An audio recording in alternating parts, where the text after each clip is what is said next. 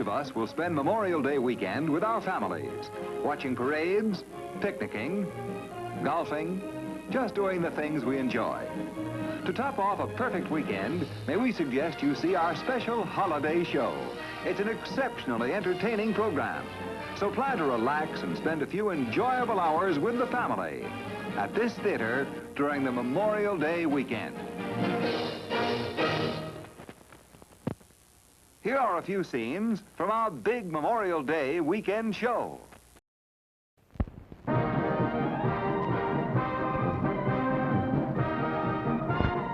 do you like that? Not a cop within a mile from here. Go get me a cop. Sure. What? It's Laugh Ahoy, my hearties, with a new comedy rage of the nation. Those gay, goofy, hilarious nitwits of the Navy, Bud Abbott and Lou Costello, in a bigger, better, funnier show than Buck Privates, in the Navy. Taste that dish. Shall we? Mm-hmm. They'll torpedo your troubles and blitz your blues. Aided by this grand cast of fun and music makers. Dick Powell, those song-sational boogie-woogie singers, the Andrews Sisters, lovely Claire Dodd, Dick Foran, Butch and Buddy, Shemp Howard, the Condos Brothers, in the merriest Navy musical that ever hit the screen. What do I care about the petty officer? I got no use for a petty officer. Ooh. So I see. Could this possibly belong to you, sailor? Thanks, buddy.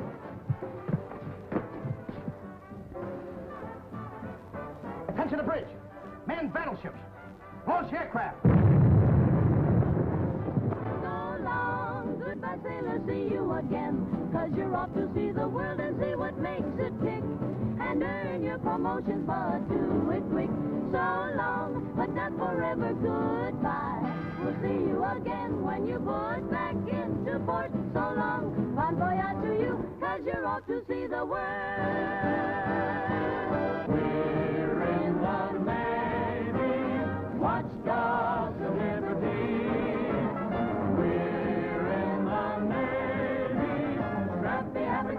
Under the sea, first in line and set to clear the deck. Any galoot who wants to dispute will get it in the neck. So gangway, don't cross our bow. We're in the Navy now.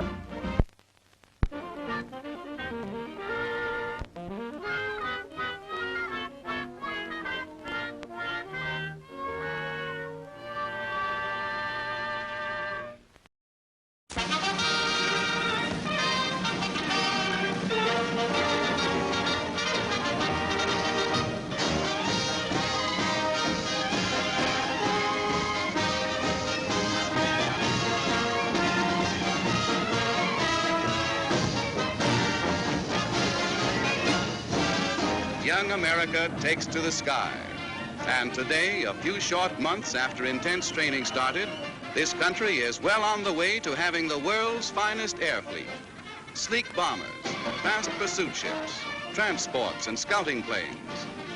These ships are manned by crews who short weeks ago were cadets at Army training academies.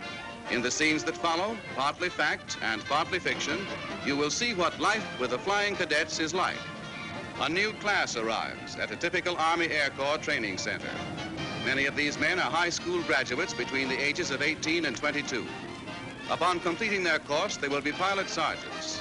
Others between 18 and 35 will study navigation or ground crew work. For many, the beginning of a promising career. Mister! It's all right, mister. Hold back those shoulders. Put your hair on that chest. Well, make a move. There, mister. Look straight ahead. You're observing me, mister. Turn around. Oh, against that, mister.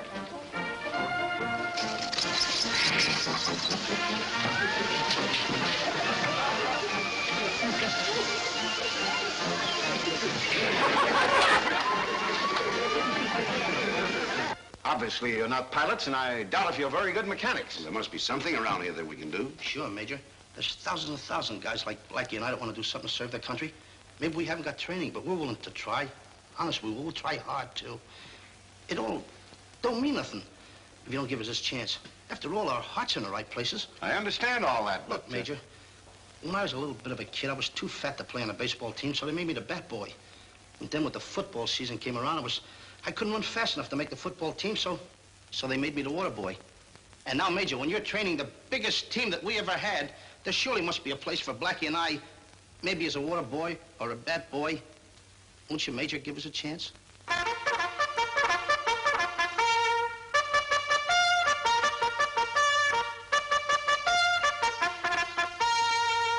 Spread your wings, you eagles, and fly.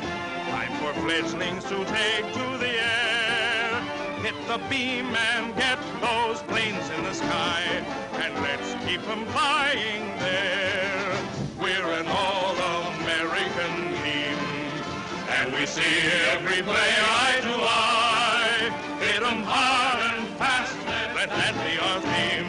And let's keep them flying high. Gentlemen, by your presence here, you have indicated your ambition to become a part of the greatest Air Force the world has ever known. I congratulate you upon your decision.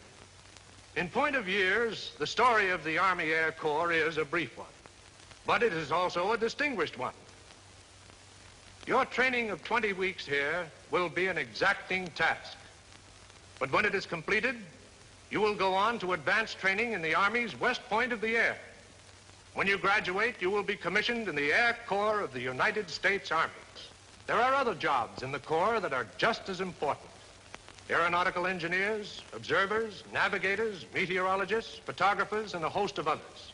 Remember, for every pilot that hits the blue, it takes many other highly trained men to keep his ship in shape, on its course, and properly manned. Those men are the backbone of the Corps. So you guys wanted to get in the air service, huh? Well, brother, you're in it. Now get busy and taxi that plane off the field. Come on, you heard what he said. Taxi the plane off the field. Taxi! Taxi!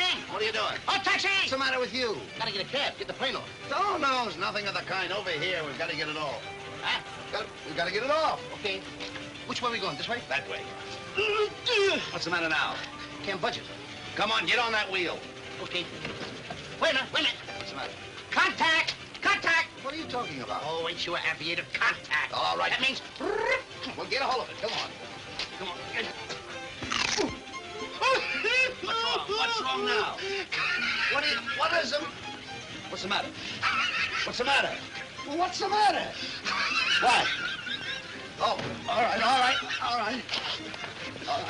right. Under the supervision of competent instructors, cadets receive the finest training in the world. They learn the technique of flying, solo and formation, the mechanics of their planes, navigation, the proper handling of armaments, aerial photography, and a score of allied subjects. Now, to make sure that you've all understood, I'd like one of you to repeat in detail the description I've just given. What about you, Mr. Roberts? Huh? I'm sure you won't have any trouble. What do you mean?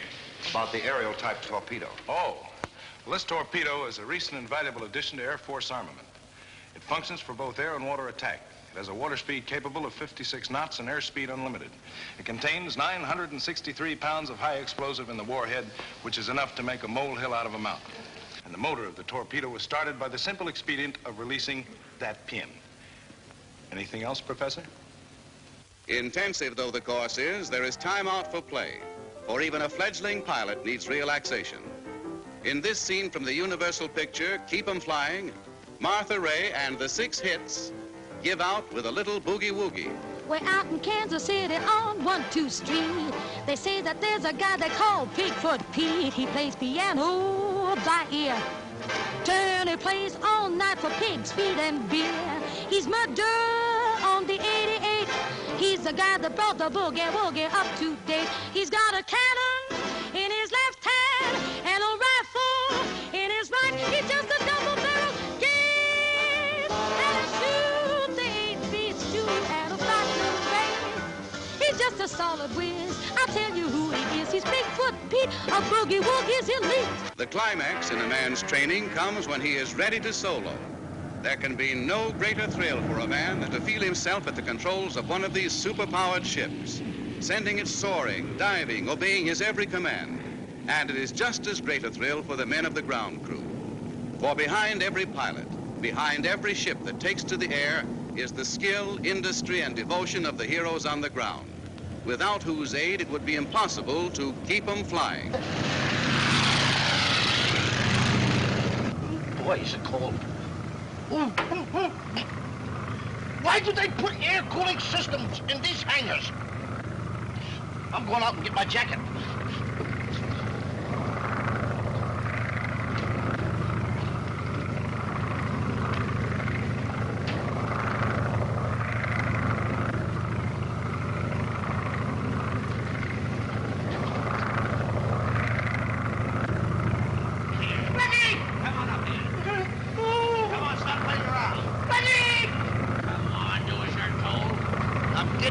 Seat or get off.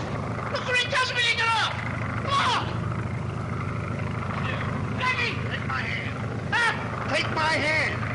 Bring it out to me. The course is over, and in graduation ceremonies, the men receive their commissions. They are ready for the Army now, ready to do their share in national defense. For they realize that to defend our land, we must first and foremost defend the air above it. Spread your wings, you eagles, and fly. Time for fledglings to take to the air. Hit the beam and get those planes in the sky, and let's keep them flying there. We're an all-American team, and we see every play eye to eye. Hit them hard and fast, let that be our theme, and let's keep them flying high.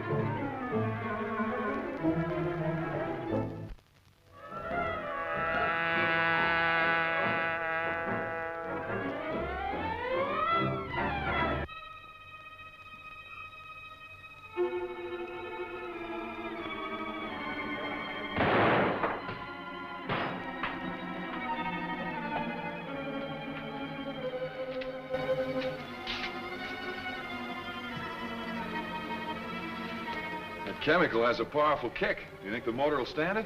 It's the strongest motor ever built, and the fastest. Thanks to your scientific knowledge.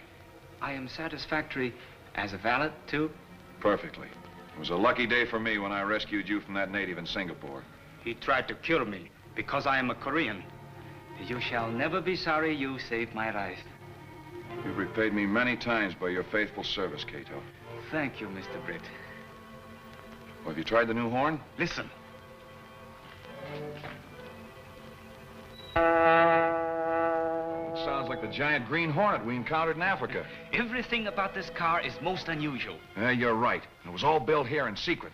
When I spring it on the world... Everybody will be most surprised. Yeah, and it'll prove to that skeptical old dad of mine that I'm not just a playboy. Uh-oh. We've got to leave. Axford will be looking all around for us.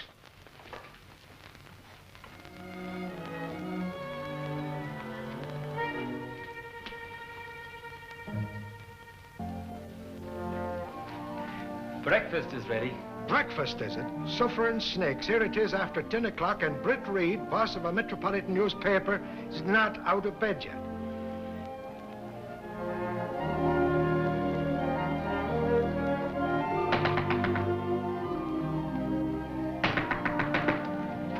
Morning, Michael. Breakfast ready? Why didn't you call me? Call you? Sure, I've been knocking at your door for hours. Michael, my father originally hired you as a reporter. Yes, sir. Somehow you became my bodyguard? Yes, sir. And under the circumstances, do you think it's right to try to wreck my father's building by breaking down the doors? Ha ha! Go on, would you? That's no way to treat an old cop like me.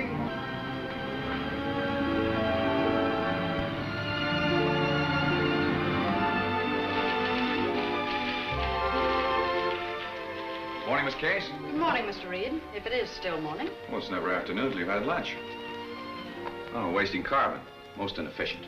You seem to forget that this paper is being run despite the lack of a top executive. To think you were my father's secretary for 5 long years. Which reminds me, you have an appointment with 2 of your father's old friends at 11:30. Judge Stanton and the police commissioner. I wonder what they want to see me about. To compliment you, no doubt, on those scathing editorials attacking the racketeers of our great city, which you haven't written. Well, which if I had written would have been a very ineffective gesture. Jenks is in there waiting for you. Morning, Jinx. Oh, I got the drop on a great scoop, boss. What is it? The Billings Dam project. Old stuff. No, it isn't. I got it straight. The whole project is being constructed with cheap undergrade material and condemned machinery. Where'd you get your information? From one of the foremen. Disgruntled employee, huh? Oh, no, boss. This is straight stuff. Well, let me take Picker Benny and go out there and I'll... Get your feet wet. Forget it, Jinx. Okay, but we're missing a bed, I tell you. The men are here for that appointment, Mr. Reed. Show the law in, Casey. All right, gentlemen. It's a great honor. No, Britt.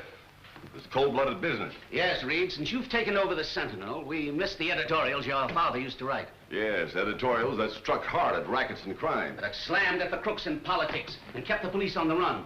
Gentlemen, it was my father's privilege to run this paper as he saw fit. I think the same applies to me. It is my idea that a paper should reflect public opinion, not mold it.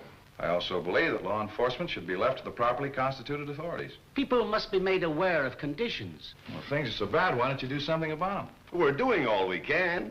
Law enforcement is difficult if public opinion isn't behind it. The Sentinel will back you, but it won't take the lead. That's for you to do. What are you waiting for? A modern Robin Hood to lead you out of the woods? Yes, Reed. That's just what this city needs, a Robin Hood. Miss Case, check the want ads and see if there's a modern Robin Hood looking for a job. I can see we're wasting our time. It's evident we can't arouse your fighting spirit as we could your father's. My father wore himself out fighting, and conditions are even worse today. I'm sorry, gentlemen. Good day. Aren't you ever serious? Why, Miss Case, I was never more so. This interview threatens to change the course of my entire career.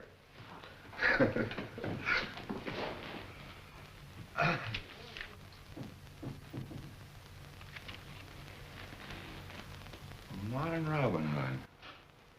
Billings Dam busted!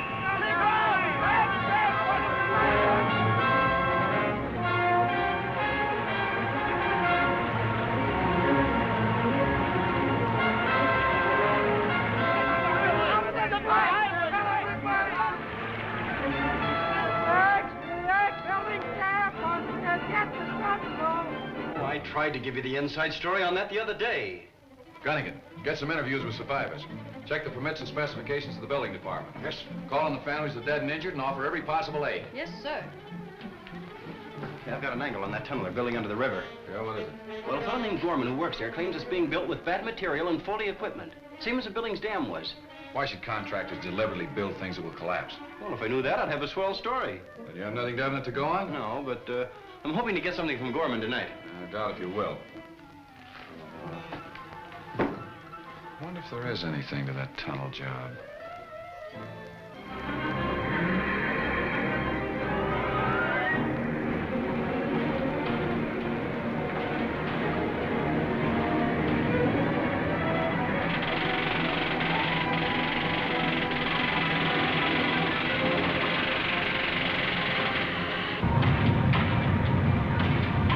You're fired, Gorman, for talking to a Sentinel reporter against orders. You bet your life I talked to a reporter. And I'm meeting him tonight to give him the rest of the story. I'll tell him this tunnel project is as big a death trap as that Billings Dam job of yours. That won't do either you or the job any good, Gorman.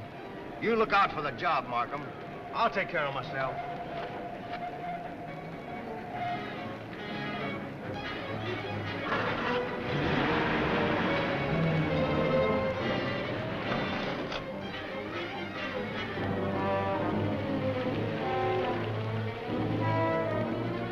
You'll have to take the lower road. This one's closed for a blast. All right.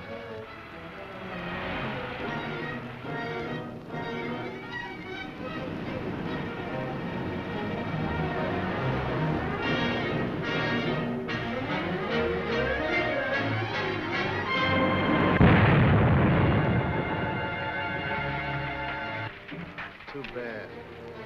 Gorman drove right into that blast. Yeah. Looks like it couldn't be helped. Extra, read all about it. Was it murder? Read the Sentinel. Read all about it. Extra! Gorman was to tell a false and tunnel job. There's only one way to handle reading these papers, and the law doesn't enter into it. That'd make a martyr out of him. To rouse a force against us and to wreck this business that we've worked so hard to build up. Of course, the final decision rests with our chief, as usual. He promised to communicate with us at 11. Just that now. We're ready for your decision on the Britt Reed matter, sir. Handle it as we did the other two papers that tried to expose us. By the Sentinel. Reed's threatened investigation must be stopped. Right. The Sentinel is a powerful paper. Reed is a wealthy man. The price would be prohibitive. Nothing's prohibitive when it stands in our way. How long are we to take orders from this unknown leader? Until he decides otherwise. Well, I don't like it. That's enough, Grant. You'll be late for your appointment with Britt Reed. Appointment? Then you knew what the chief's decision would be. I strongly suspected it.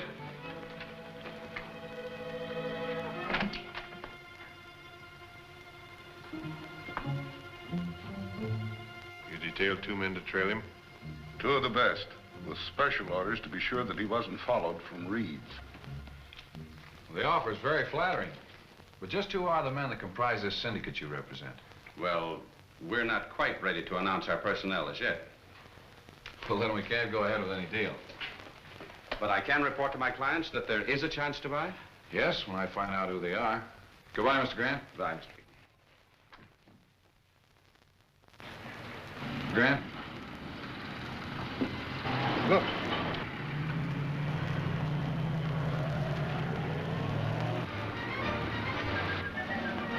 Mike Axford, Reed's stooge, following Mr. Grant.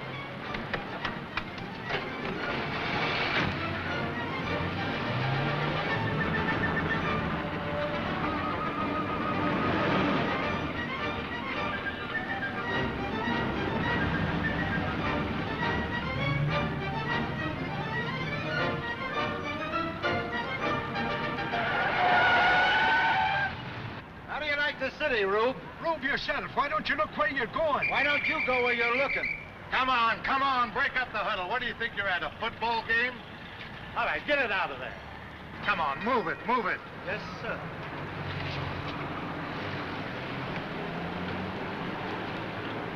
Now what happened to the fellow I was following? And what do you think this is, a parking station? Get in it and get out. All right, laddie.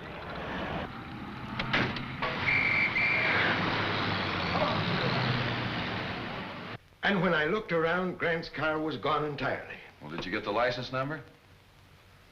I knew there was something I wanted to do. Oh, well, never mind. That confirms my suspicions about Grant, and Jenks has got a line on him. Reed tried to question me, but I was too clever for him. You're not as clever as you think, Grant. Why, what do you mean? You were trailed from Reed's. If it hadn't been for my foresight, you'd have been followed to this office. That proves Reed's suspicions have been aroused. The chief phoned orders for you to get out of town and lay low. I'll go about it at once. Don't leave any dangerous papers in your office. Right.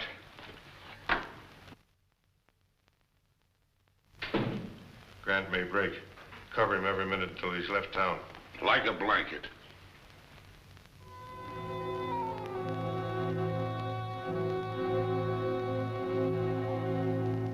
This the way you want the mask, Mr. Britt? It's a marvelous job, Cato. Here's the gas gun I made. Are you sure the bullets won't kill? They just put people to sleep for a short time. Oh, you're a wizard. And don't forget, when I give you this signal, cut the electric light wires.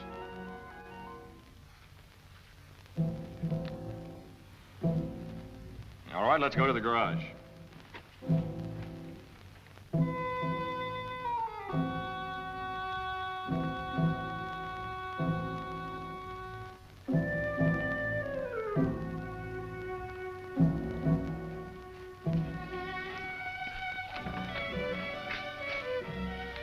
Funny, isn't it, Cato? What, Mr. Britt? When we built this secret garage to construct our super speedster, we never thought it would become the lair for a modern Robin Hood. Are you sure our photoelectric cells will close the doors after we've driven through? Yes, they did when I tested the car. How fast will she go? Better than 200. All right, Cato, we're going to introduce Mr. Grant and the world to the Green Hornet.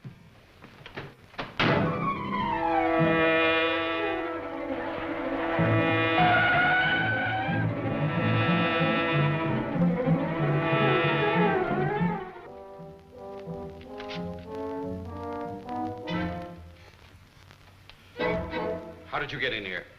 Who are you? The Green Hornet. Green Hornet? Yes, Grant. Not very well known as yet, but I have hopes for him. What do you want? The papers you were ordered to destroy. I've just burned them. All of them? What about these? Oh, I see you burned the important ones. What right have you to see them? They contained important evidence that I mean to have. Well? You're going to tell me who ordered you to burn them. I'll tell you nothing. You'll tell me everything now. Why should I deal with a masked bandit?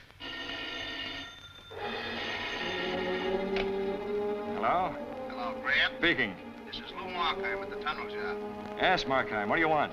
How am I going to handle these reporters that are after the Gorman story? Why ask me? Who else will I ask? You're still attorney for this outfit, aren't you? Why not ask the chief? I stand as much chance of getting to him as you do. All right, Grant. You'll do the talking now. Who are you working for? No, put that gun away. Tell me. I'm an attorney for a syndicate. I take orders from the...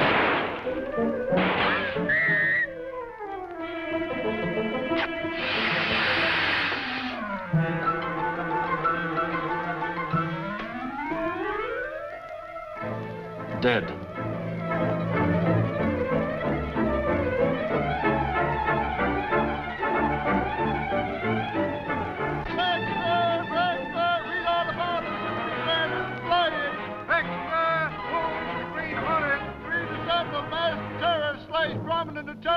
Sure, the Hornet killed Grant. But why, and who is he? Well, I'm betting he didn't kill Grant.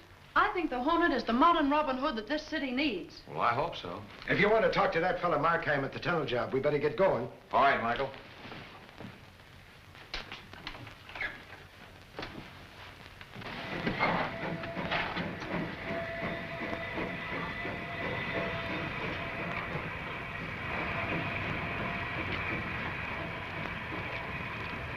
Get those pumps going to number 2.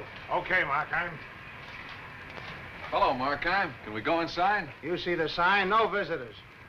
We're not visitors. We're the press. Even the press is barred from this job. Why? Is there something going on in there you don't want the public to know about? We've been on dangerous jobs before. Not as dangerous as this one. You admit it's not safe. I admit nothing. Get out or I'll have you thrown out. You think you will? I'm sorry you won't cooperate, Markheim.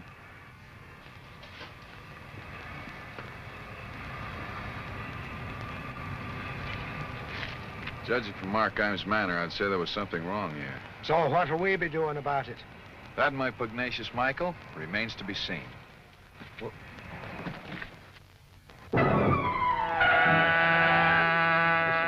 That's the car we're looking for. The car of the Green Hornet.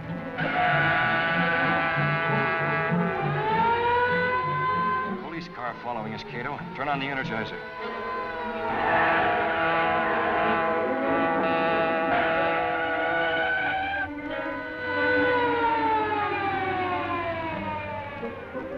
It's gone, like a spook.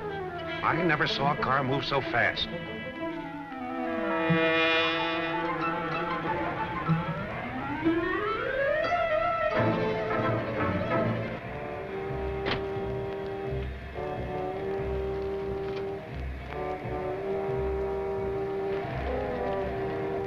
10 men were with Gorman and number 4 quit. Yes, talk scared them off. Listen, have the new men been signed in the usual way? Good. I'll keep the night shift to number 4. Bye-bye. Who are you? The Green Hornet? Yes, Markheim. It was you who killed Grant. You know better than that. What do you want with me? I want you to take me through the compression lock and into tunnel number 4. I can't. My job's here. You're taking me into tunnel number 4.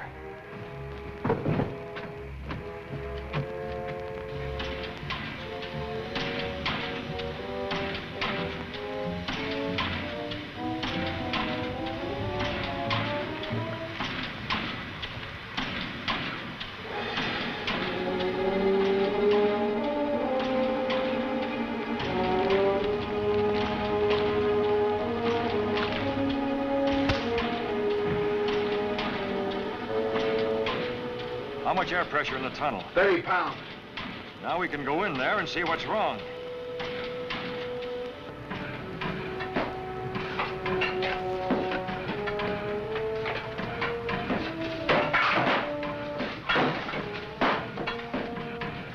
See? There's nothing wrong in here. That air compressor is skipping. What's the matter with it? Nothing. Yes, there is. You know what would happen if it quit entirely, don't you? Come on, speak up. The air pressure'd go down. These walls would cave in.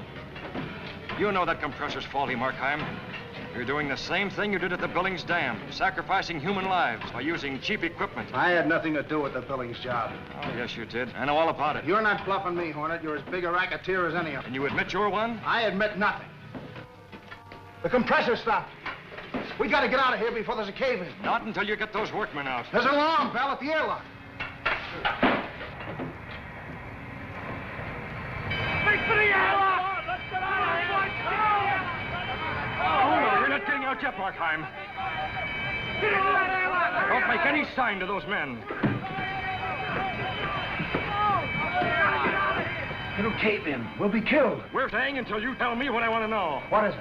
Who are your partners in this inspection racket? There's 12 of us. The others are... Yeah, go on. Who are they? I'll tell you outside. Take me out quick. The tunnel. We're staying here.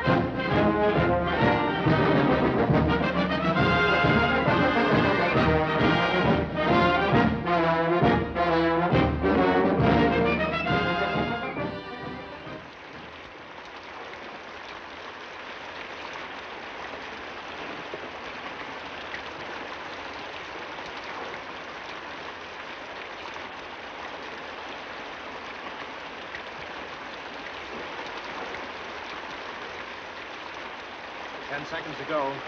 Remember now, this is a one-way street. Forward, you understand?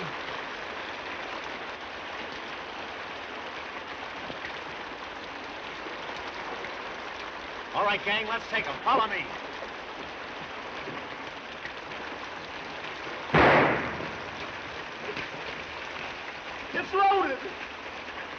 It's got bullets!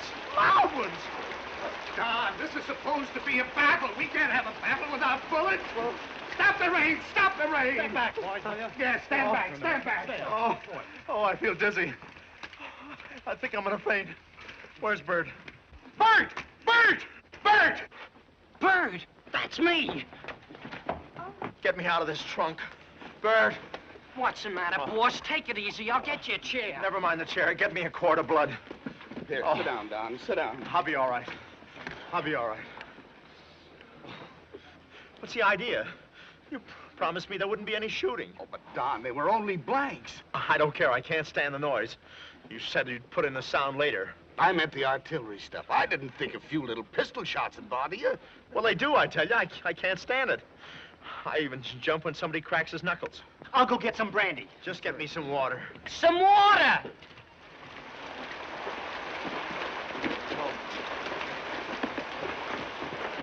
They're shooting some battle scenes today, Colonel. Would you care to watch? Oh, yes. Battle scenes should be very interesting. And quite a novelty, too, eh, Dad? Listen, I used a Sam Brown belt for a teething ring, and I was weaned on a canteen. Can't we see something in a more romantic mood? Well, our great screen lover, Ronald Adair, is home in bed today. Really? What's the matter? His hangnail is acting up again. All right, boys, back on the set in 15 minutes. Feeling okay now, boss? I'm fine, but I'll have to have somebody iron out my goose pimples. Picture business. Terrible, isn't it? What you have to go through to make a fortune. Maybe you ought to stay home tonight for a change. I'd like to, but I got a heavy date, and you're driving. Every night a different dame. 30 gallons a month is your quota. Yeah, I wish they'd do something about February. Oh, boy, get a knife full of the honey with Steve. All right, Stanley, start rounding up your people.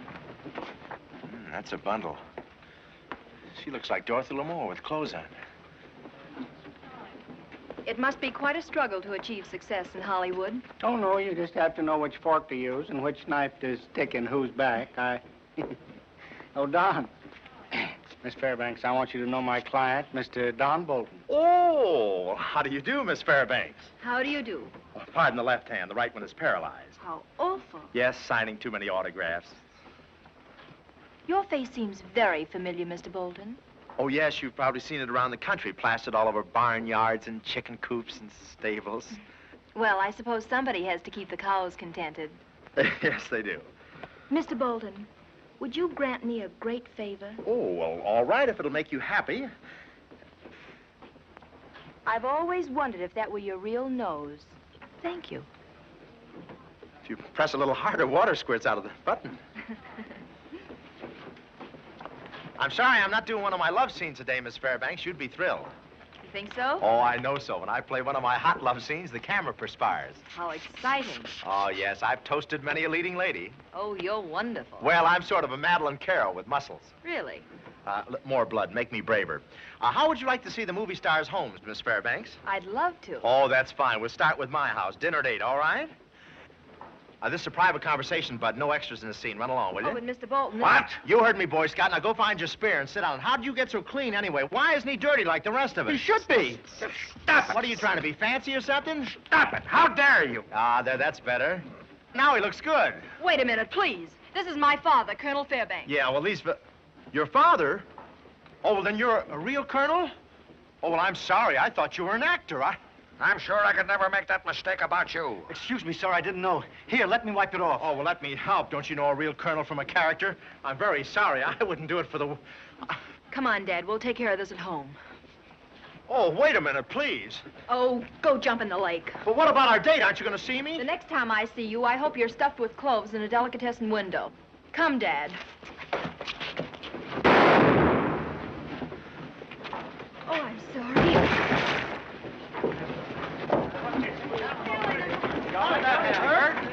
Don, where are you? I can see you, but you can't see me. Mamma.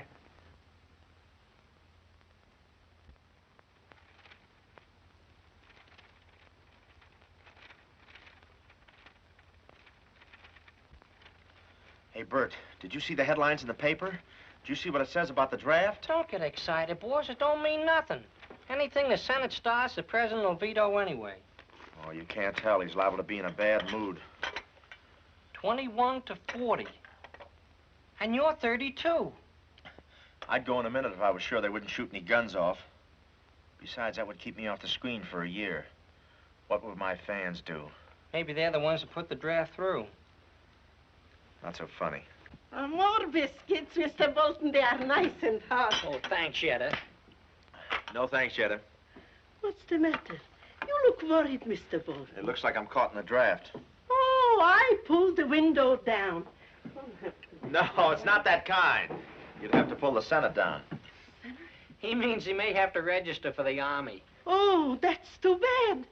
Oh, how about you, Yetta? Did you ever register as an alien? I have no time. Oh, but I told you you're an alien and you're supposed to register. Oh, they got enough aliens.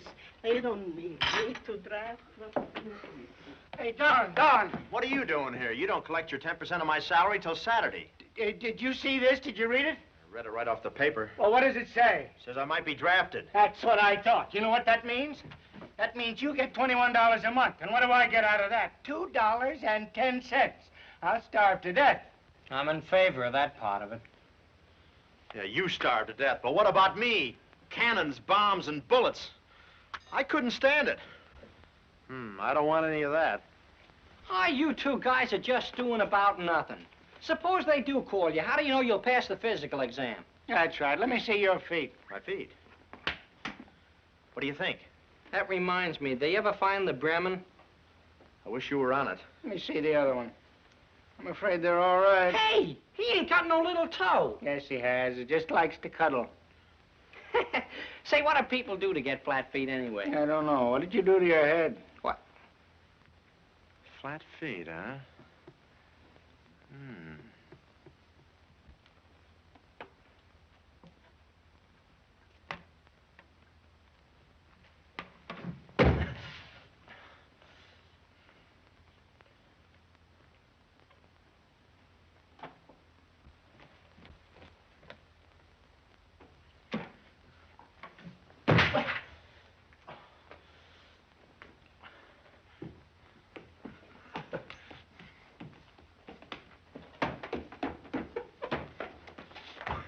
Bill Robinson, get it? I get it. You should see the blisters on my feet. You should have put court plaster on them. I did. Now the court plaster's got blisters. Maybe you could shoot one of your toes off. Just that little cuddly one there. You know I couldn't stand the noise. Personally, if I were you, I'd marry one of them dolls of yours. That's it. Thousands of guys are getting married to avoid the draft. Nothing doing. That's like cutting your throat to cure laryngitis. Don't have to be permanent. It's just for the duration of the emergency. Sure, then you can throw her back to the wolves. I wonder. I'd do it in a minute. Every dame I propose to wants me to support her. Yeah, but I wouldn't know who to pick. Get me my little red book. Which volume?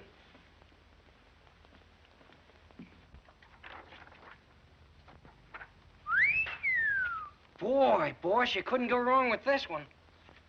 Couldn't I? Elaine, nice kid, but she snores. My sister went to school with her. Here. What's wrong with this one? She's got a nice, honest face.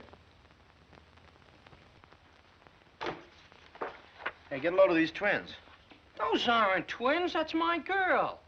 Your girl? She's a little plump, isn't she? Where's she now? Boulder Dam.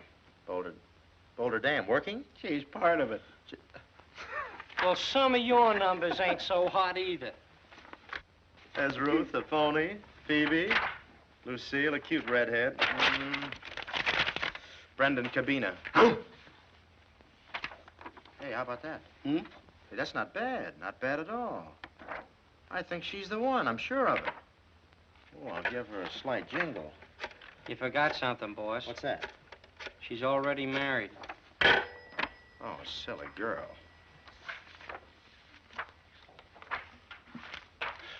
Hey, well, look who's here. Hey, that's the girl you brought on the set the other day. Mm-hmm. Yes, sir. Now, there's a girl I think I could stand. For a year. What's she got that they ain't got? Nothing, only she groups it better. I'd hate to have that old sourpuss for a father-in-law. Yes, sir. I think she's the answer to a conscriptee's prayer.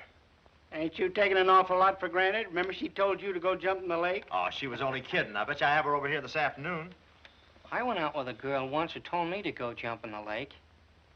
When I got back, she was gone. I don't know why. Do you?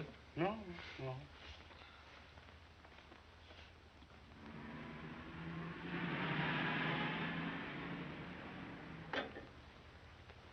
Get his nibs. Yeah, look at the fire hazard on his upper lip.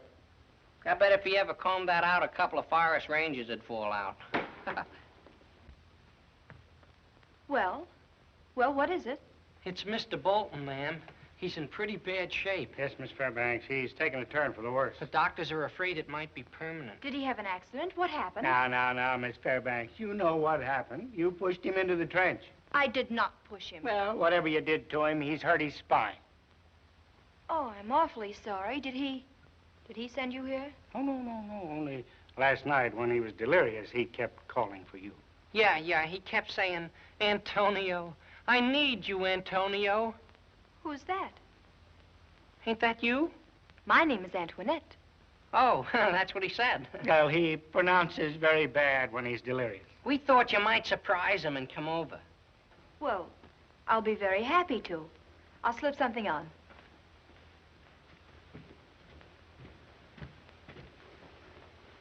We'll wait down here.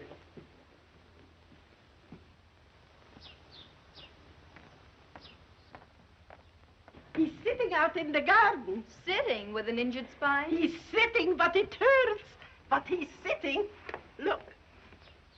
Don sure is a glutton for punishment. Seeing you will do him a lot of good.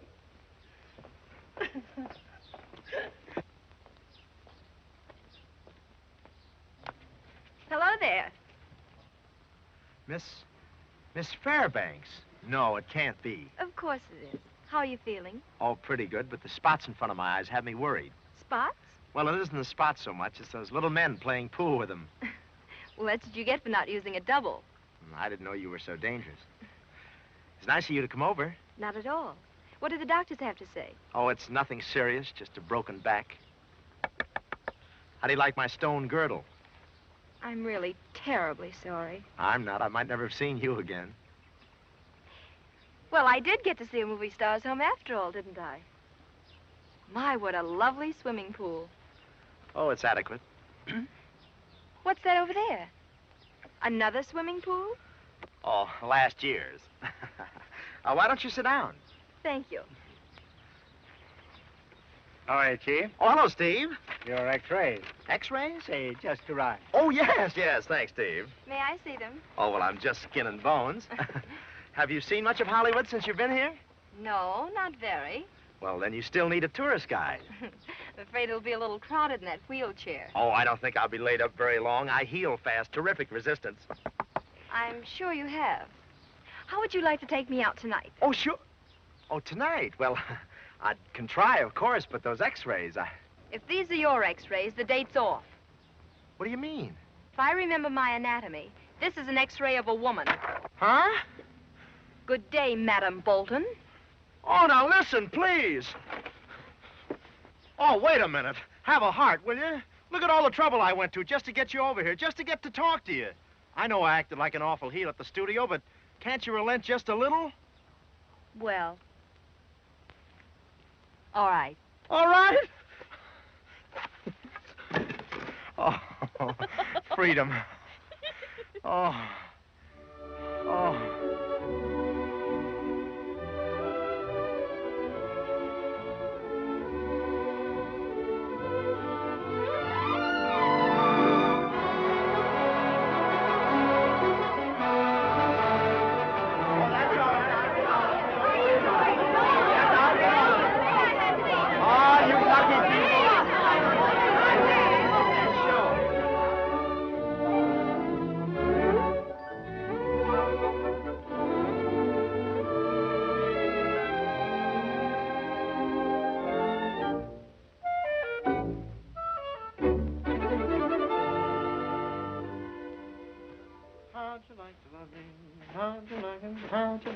drop in?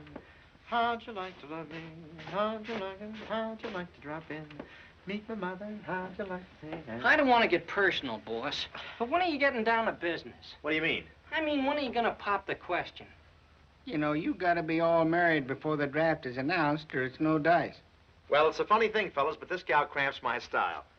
Hey, and you don't help me any peeking at me through that rear view mirror. Gee, I never made you self-conscious before, boss. Yeah, well, Tony's different. When I'm around her, I get the urge, but I can't think of any dialogue. Can't you remember any of that guff you give out on the screen? Hey, it was a pretty good bit in Hearts Afloat. Let's see, how'd that go? Genevieve, your eyes are like two limpid pools in the moonlight. I love you, Genevieve. If you'll only be my, Exemption.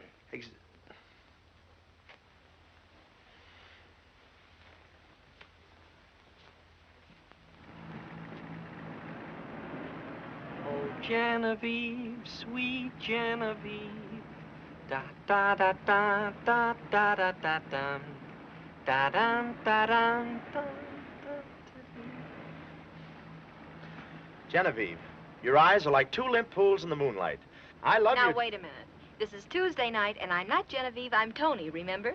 Oh, well, Genevieve was my grandmother's name, and you remind me of my grandmother. Of course, you're much younger. Really?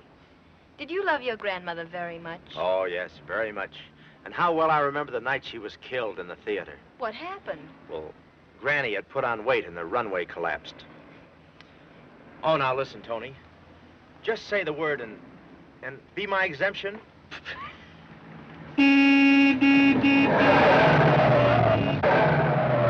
Say, look where you're going, will you? What are you trying to say? Get a little music, will you, Bert?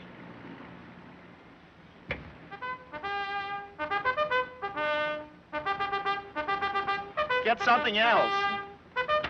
Lot of help, you. That's more like it. What were you trying to say, Don? Well, Tony, I suppose you've gone out with a lot of young Army officers.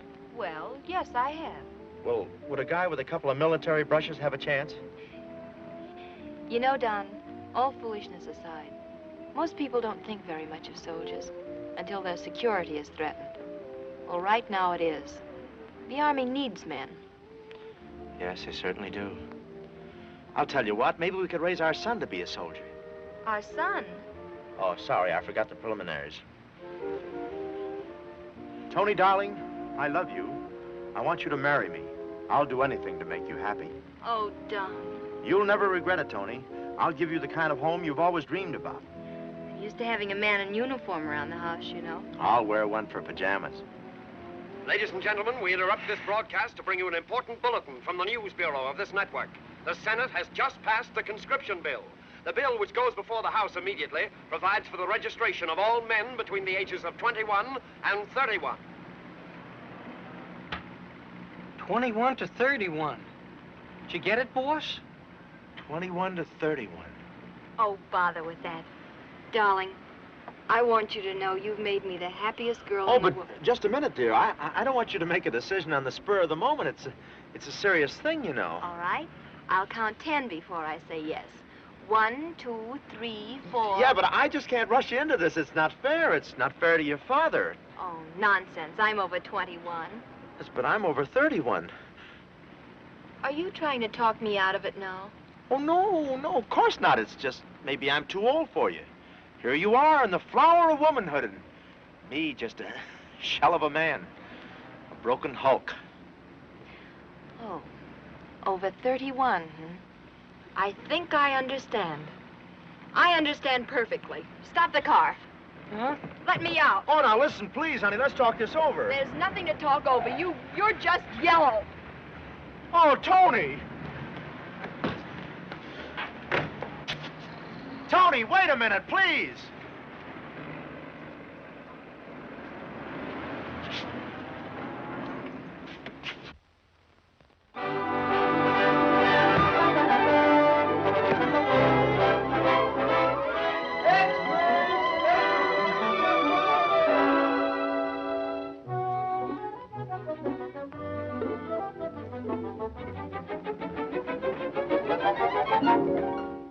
Surprise. Get out. Shh, You're not going to call the colonel, are you? This is a job for the exterminators. Oh, but Tony, just give me a couple of minutes. The less I see of you, the better. But I've been trying to reach you for 2 weeks. Can't you understand I don't want to see you? Tony, I've learned you can't put your heart in a plaster cast. Oh, stop it. You sound like an unpopular song. Well, all right, but I only came here to tell you one thing. All I want to hear from you is goodbye. Yeah, that's it. You see, I'm enlisting in the Army. Enlisting? That's right. What are you up to now? Tony, that look in your eyes when you walked out of me has kept me awake nights. I've got to put myself right with you and with my own conscience. I don't believe a word of it. I didn't think you would. Why don't you come down to the recruiting station with me? Yes, you bet I'll go down with you. In fact, I'll drive you down. I'm just curious to see how you'll get out of this. My, but you're a suspicious person.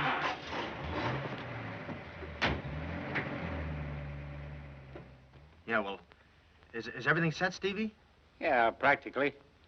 Tony with you? She's driving me down.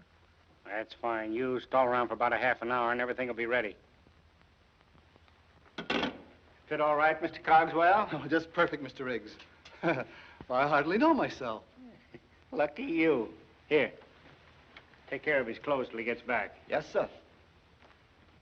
Now, you understand what you have to do, Mr. Cogswell. Oh, it's very simple, Mr. Riggs. I go down to the Army recruiting station and wait for the sergeant to go to lunch. That's right. He always goes to lunch at 12 o'clock. Then when Mr. Bolton arrives, I pretend I'm a sergeant. I take his application and I turn him down. Right. Now, when he tells you he's a little squeamish about loud noises, you tell him you can't use him. He'll argue with you, but you ignore it and turn him down. Are you sure you can do this, Mr. Cogswell? I don't want any slip-ups. Oh, don't worry about me, Mr. Riggs. Why, I practically live every part I play. I'll probably wind up enlisting myself. Guys like you in the Army, we need a three-ocean Navy. Yes.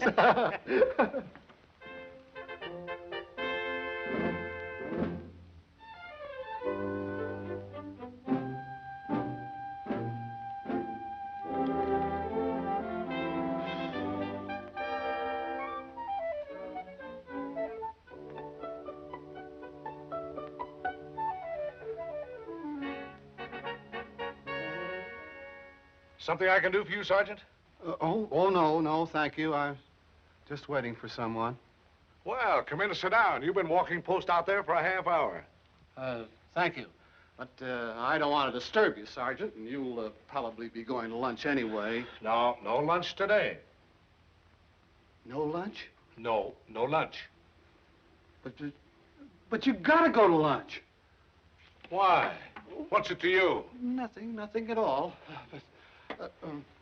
Are you sure you're not going to go to lunch? Come here, you. Oh, Mr. Riggs! Mr. Riggs!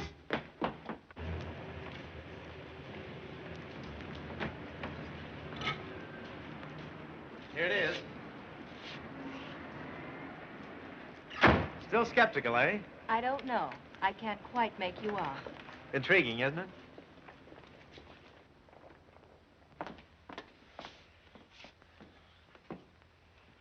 Good afternoon, Sergeant. Open for business? Sure, come right in. You're all alone, eh, Sergeant? Yep, it only takes one man. I suppose you want to enlist? Enlist? Brother, I want the toughest, most dangerous branch of the service. Brother, you'll get it. Yeah, fill this out. Okay. Say, aren't you Colonel Fairbanks' daughter? That's right. Well, Colonel Fairbanks. I did a hitch for him once in Fort Totten. That's where I seen you. Really? Hey, maybe I could be assigned to Colonel Fairbanks' outfit. Could that be arranged? Sure, that's a cinch. Don't you think that'll be cozy? Wonderful.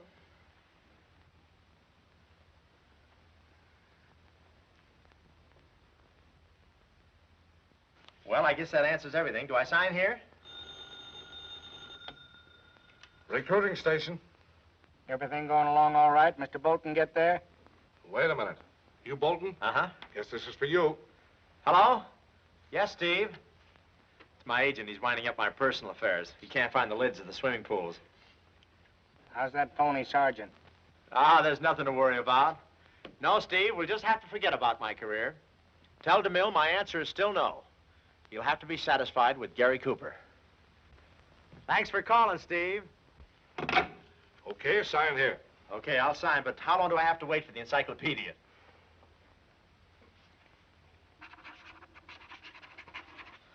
There you are. Well, if I hadn't seen it, I never would have believed it. Congratulations. Oh, you can do better than that.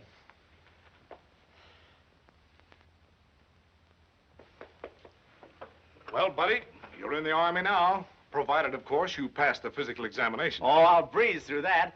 There's only one little thing I thought I'd better mention, and I'm a little jumpy about sudden noises like pistol shots. That wouldn't make any difference, would it? No, they'll have you playing Yankee Doodle with a machine gun. Oh, sure. Wait a minute. You sure you're reading your lines right? What do you mean, reading my lines? Well, you're supposed to say... Say, are you really the recruiting sergeant? Well, who'd you think I was? Then I've enlisted? Well, wasn't that the idea? Yeah, but it went wrong. Give me that. What are you trying to pull? I thought so. Up to your old tricks again. Well, you'll have plenty of time to think up some new ones, Private Bolton. So long. See you in the guardhouse.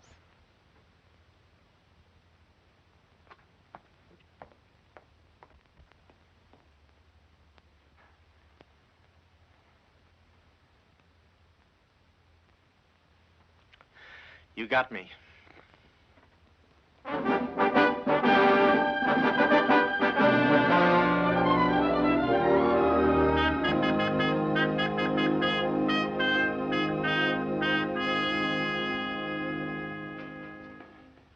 Raise, up, neck, down, knees,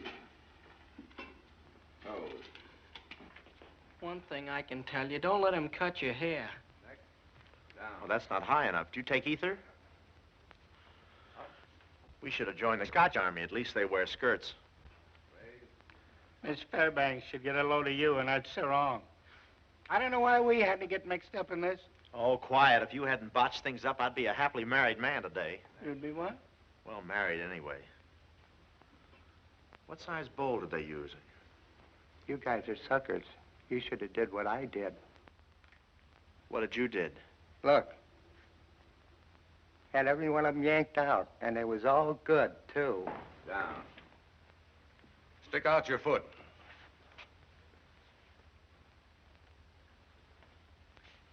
You're rejected. Flat feet. Flat feet? Holy smoke. And they were all good, too. Come on, come on. Hey, what's this? Haven't I seen you somewhere before? Well, sure. I ran 5th in the Kentucky Derby.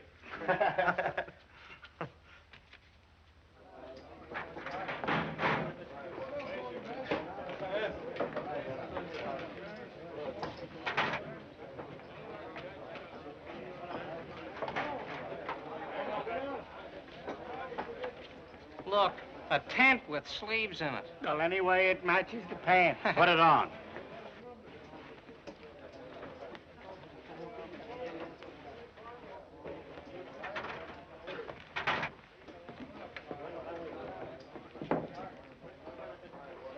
Stay on your feet, you'll get a draw.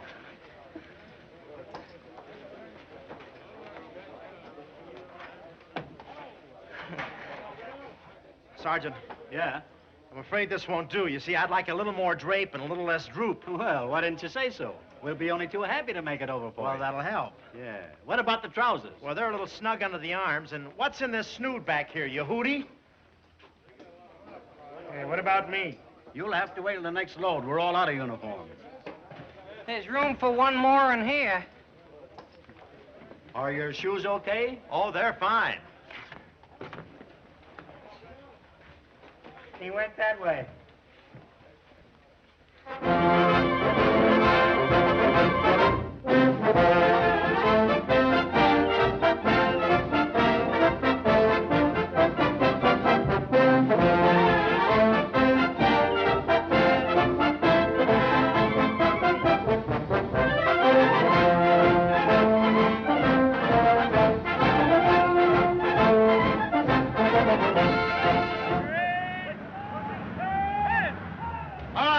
Snap it up. Come down out of there. Bring your baggage with you. Corporal, take half these men up, put them in camp number 3. Put the other half in number 4. So this is it, huh? Watch out for the ping pong table. I got it. Whose stuff is that? Oh, it's mine, son. You can start taking it to my room. You have a reservation, I suppose. Well, I should have. I wired ahead. I hope you're not too crowded. Say, let's take a look around and see what the accommodations are, huh? Yeah, go right ahead. That third tent on the left has very good cross ventilation and indirect lighting. Indirect lighting? Yeah, it comes up through a gopher hole under the stove. Oh, he's gonna be fun. Hey, gang! Here's the mail! The mail! Yeah! Hey, gang! Here's the mail! All right, now don't crowd in too close, men. I'll see that you get it.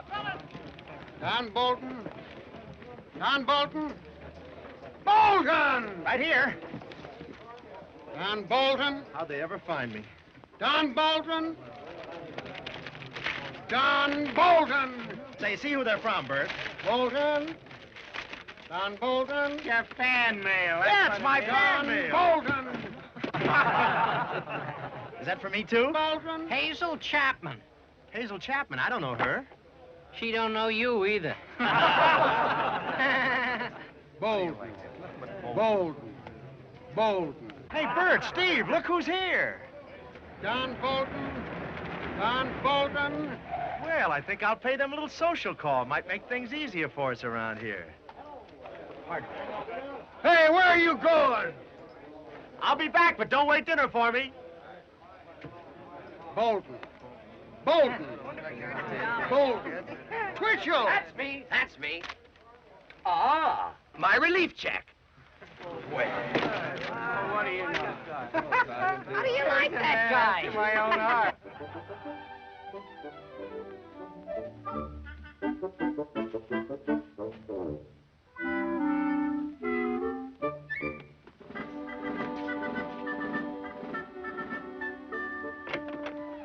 Lady, I'm working my way through the army. We're raffling off an old tank. Oh, it's you! Oh, give me a break. Ouch, not there! Oh, now listen, Tony, be nice to me. After all, you're responsible for my being here. I'm responsible. Well, in a way. Now, I don't blame you for being angry. You were perfectly justified. I refuse to even discuss the matter. Oh. Take your foot away. Well, you're not being very patriotic. After all, I am a soldier. That remains to be seen. Oh, all right. I suppose I have no right to make any demands upon you. After all, you're a colonel's daughter. I'm just a stale rookie. I guess I better just go jump in the lake. Don, Yes? on your way there, would you mail this letter? Oh, Tony, have a heart, will you? Mine. All right. Come on in. When did you arrive? Oh, I just checked in a little while ago. Say, we're going to see a lot of each other, aren't we? Frankly, Don, I can't say. Well, what do you mean? Well, you know, Dad never did approve of our going out together. But seeing you in uniform might make a difference. I'm sure it will. I'm not. Nonsense. All you have to do is be a good soldier. Well, Tony, I'm going to try the best I know how, but I just don't fit and I can't help it. Now, you're not going to admit you're a coward. Of course I'm not a coward. I'm just allergic to bullets. How do you know? You can be scared and still be a hero. You know, some of the bravest men have been scared half to death going over the top, but they kept on going. You don't know what you'll do when those guns start to roar. I've got a pretty good idea. I've got faith in you, Don. I know you'll make good. I tell you what, Dad's in his study. Why don't you go on in and soft soap him a little? Soft soap him? Sure. When I get through with him, he'll think he's had a bubble bath. Right through there. Yes? What is it, dear? Hiya, neighbor. Neighbor? Sure, anytime you want to borrow a cup of sugar or something, don't you hesitate about... Be careful. It took me 4 days to set that up. That's cute. Something Santa Claus brought you? I suppose Tony sent you here. She should know better. Go back to your quarters. And tie that garter. Oh, all kidding aside, Colonel, I've got to tell you why I dropped in here. I've got something very important to talk to you about. Well, go ahead. What is it? I suppose you know that Tony and I kind of got a crush on each other back there in Hollywood. A crush? Well? Well, my being in the Army, a buck private, that won't make any difference, will it? Frankly, Private Bolton, I don't think you can make the grade either in the Army or with Tony. Well, what do you call making the grade? Being a colonel? Not at all. You don't have to be a colonel, a captain, a lieutenant, or even a sergeant. If you were only a corporal, it'd prove you had the right stuff in you. That's a deal. What do you mean, a deal? Well, I'm good enough for Tony as a buck private. If I get to be a corporal, will I be good enough for you? Yes, because I don't think you can make it. I'll make it all right, if you'll play fair. What? The Army always plays fair. How are you two getting on? Oh, just ducky. That's fine. You better get back to your quarters now, Bolton. Okay, Chief. Skull. Oh, I'm sorry. Why, you stupid, clumsy oaf! You scatterbrained idiot! Get out of here and stay out! Temper? Get out!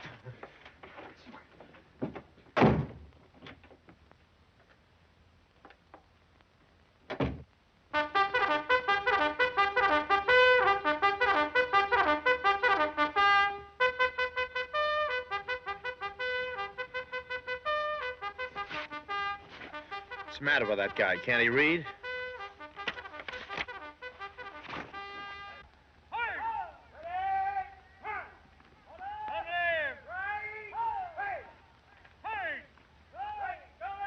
Right shoulder. Hands. Order. Hands. Inspection. Hands. Get back in line there, soldier. Get back in line. Come up to the inspection. I'm sorry, Corporal. Order. Hands. What did he say? I didn't get it. But would you mind repeating that order? Order. Hands. Dress right. Dress. Right. Right dress, right dress. Isn't this the right dress? Come on, soldier. Come on. Snap into it. Oh, you mean that girlish thing. Ready? Hut. Red. Rest. Well, arrest at last. I thought... Pick up that piece, soldier. Pick it up. Get back in the line there. Well, let's get together, Shorty. Come on, get in the line. After all, it's your racket, you know.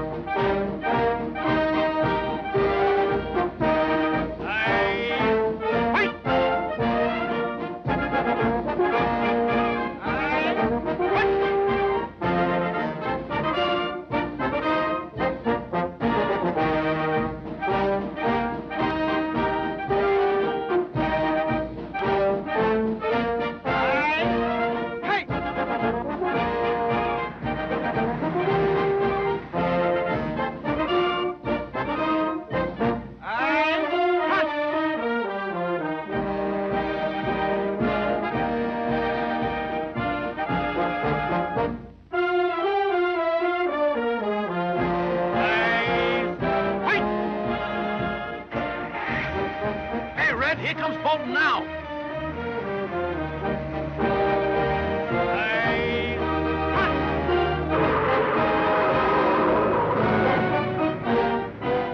Who's responsible for this? This is preposterous. It's an outrage.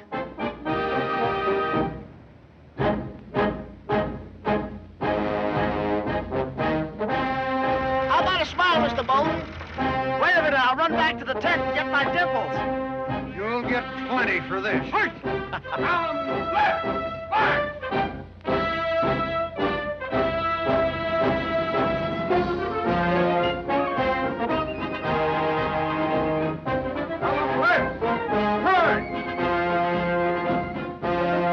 Pardon me, I gotta join the Army.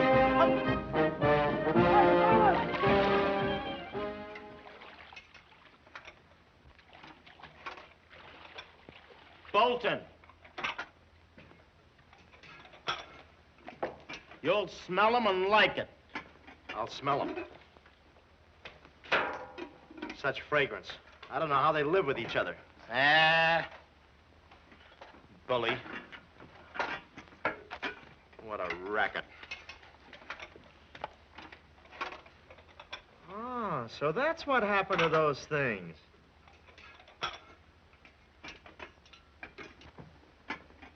Aha.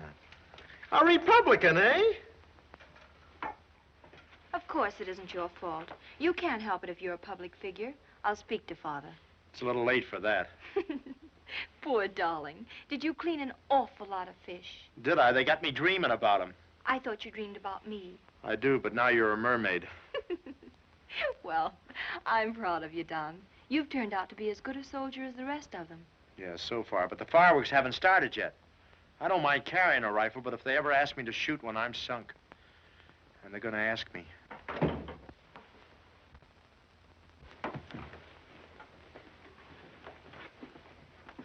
Oh, Dad. Yes?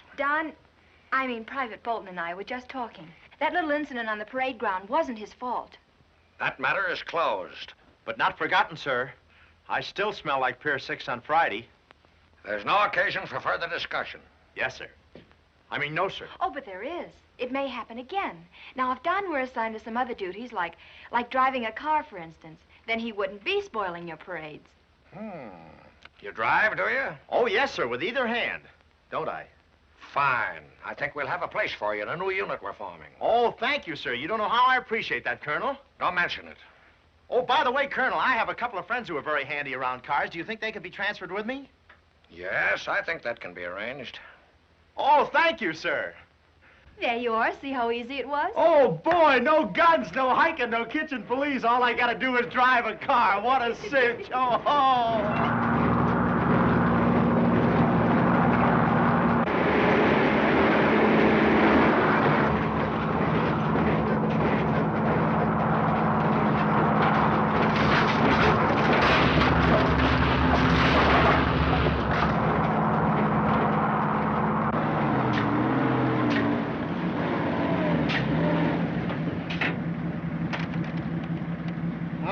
With you. You got the idea now? You want him to turn right, you bring your foot down on his right shoulder.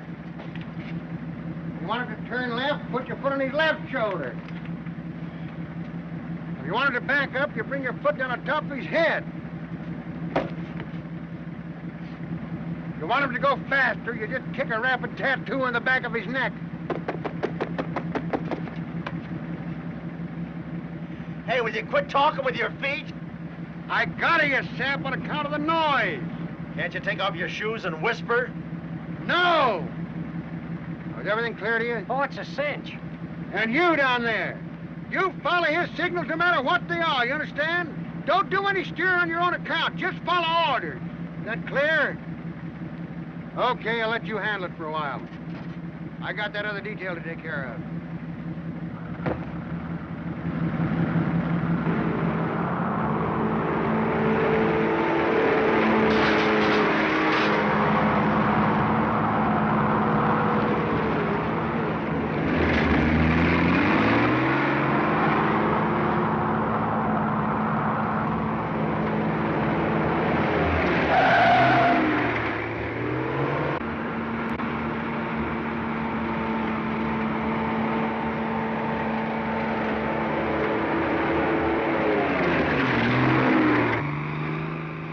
Come on, we'll never get a ride. Sure we will. Look what's coming.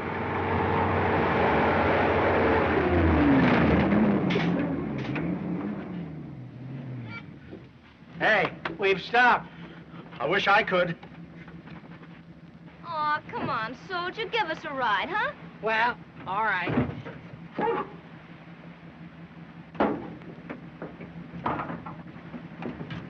What about me? Can't handle it, girlie. You'll have to wait for the meat train.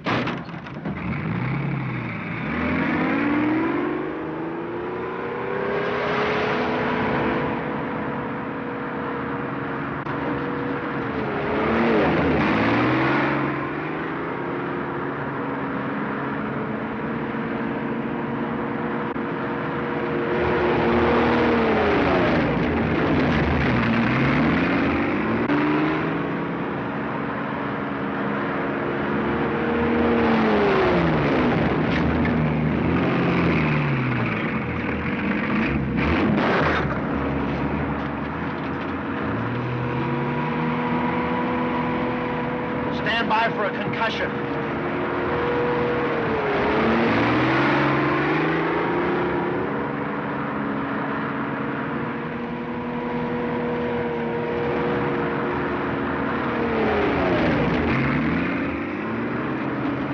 driving like a dream.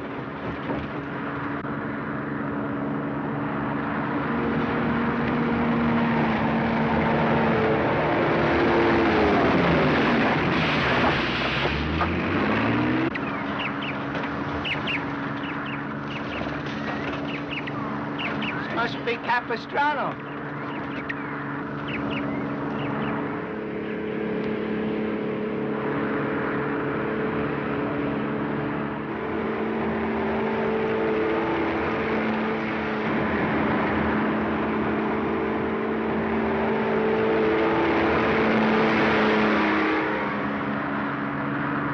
We'll get him on the next lap.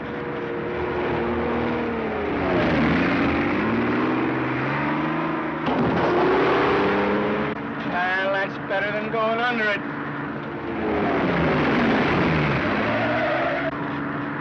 Hey!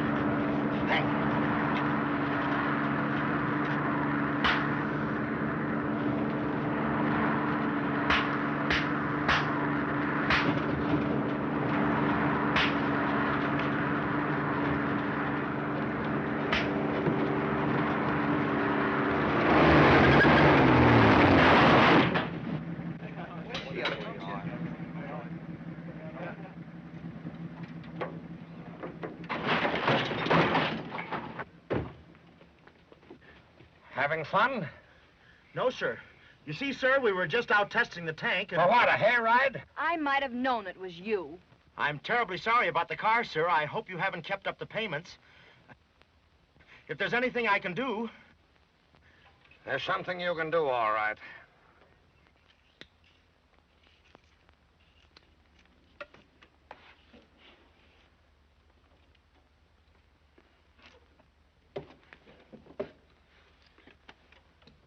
Every time I look, there seems to be more and more. Feel like I'm peeling rabbits. We ought to make you peel all of them. Wasn't for you, we wouldn't be here. And me trying to be a corporal. I'll be lucky if they don't take away my citizenship papers. I hope I can square myself with Tony. When do you figure on seeing her? About the second week in December.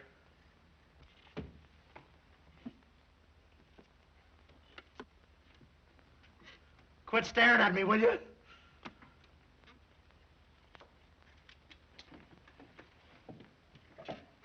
I can't understand it. I've been peeling just as fast as you fellas. I know, but there are two of us. Oh, that's right. Well, that's it. Yes, sir, we certainly made those mountains disappear. Hey, I can't open my hand. Here, give me that thing. Careful now. Leave the wrist. Thank you, that's better. But you guys had twice as many spuds as I did. You were shirking. Come on, Steve.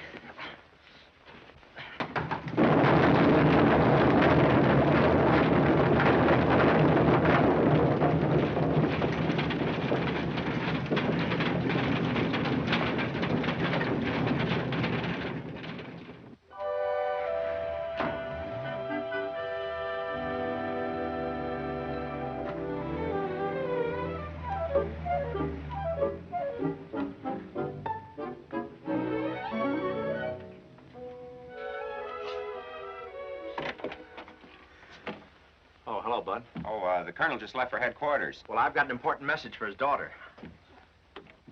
Yeah, but she ain't up yet. Oh, well, there's no sense waking her. She's probably dreaming about me. I'll wait. It's something personal. How about you taking it on the lam for a while? No, I gotta get my work done. Well, if you'll stay away for about an hour, I'll do your work for you. How about it? Well, that sounds fair enough. Thought it would. Right in here. There you are. Now I have to pay for this. Oh, it's not that bad. It's really very simple. All you have to do is to pick up the potato and you hold it like this. Skip it, Bud. You're looking at the original boy from Idaho. I've been around potatoes since they were that high. Here. Just fit it right into the grooves. It's back home. Okay, pal. See you in about an hour. Good luck. Good luck. Ye gods, doesn't anybody ever eat baked potatoes? You look old enough to undress yourself.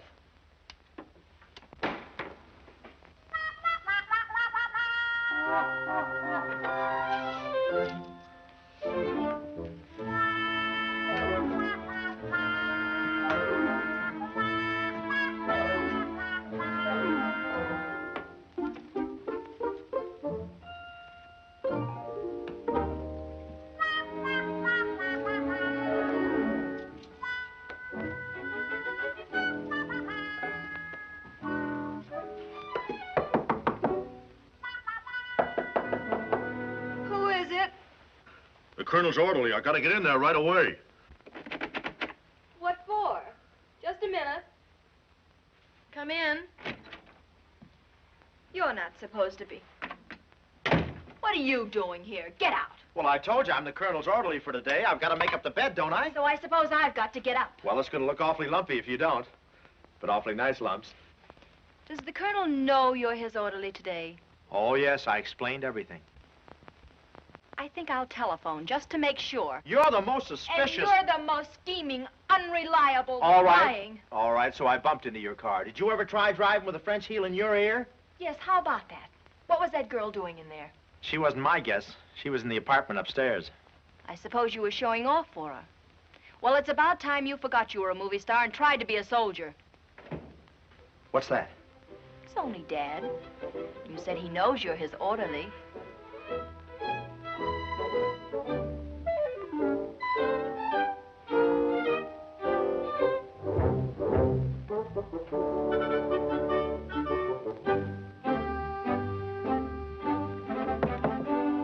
Tony, are you there? Yes, Dad. What is it? Get that potato out of your room. Don't let him in. I can see those 10 men taking aim now. Come in, Dad. I thought you had some rabbit in here. Now, don't go flying off the handle. Private Bolton is here at my invitation. Yes, sir. We were just having a little chat. Young man, I've been very lenient with you. Not because I like you, but because I don't want my personal feelings to influence my sense of fairness. I've leaned over backwards so that you won't think you're being persecuted. Thank you, sir. Dad, you know I've never tried to interfere in your military matters, but Don has really been running in bad luck. Bad luck or not, if he gets into one more jam, he'll be in the guardhouse so long Roosevelt will be out ahead of him. For life, huh? And he calls himself fair.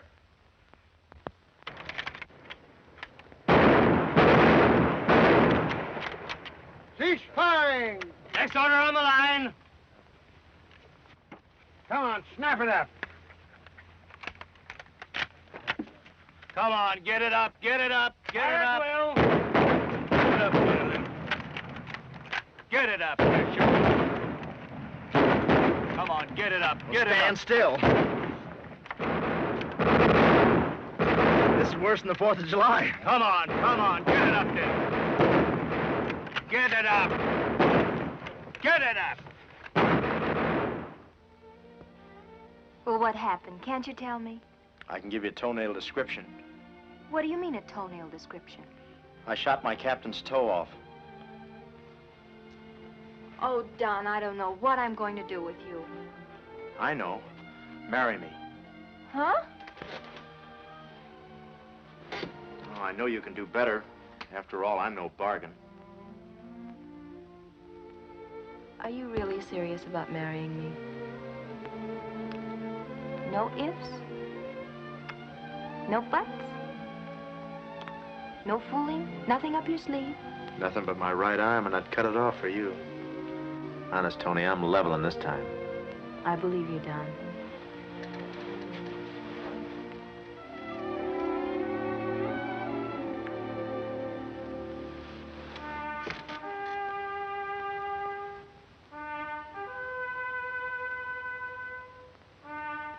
What does a soldier do to get married? Well, first he has to get his commanding officer's approval. Oh, no. Oh, yes. You're just a rookie, you know. I'm no rookie at this. You'll never get to be a corporal doing this. Just wait till maneuvers are over. But I found a way. What do you mean? Well, Dad is organizing a new unit, and I've interceded for you. Oh, great. Uh-huh. He's going to put you with the parachute jumpers. Parachute jumpers?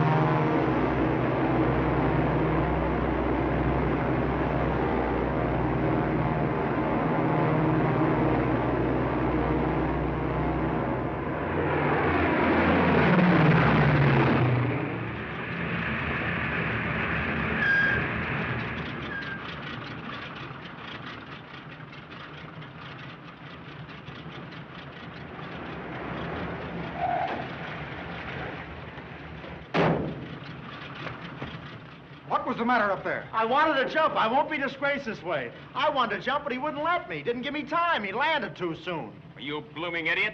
You didn't have any parachute. What? Oh. Oh. No parachute.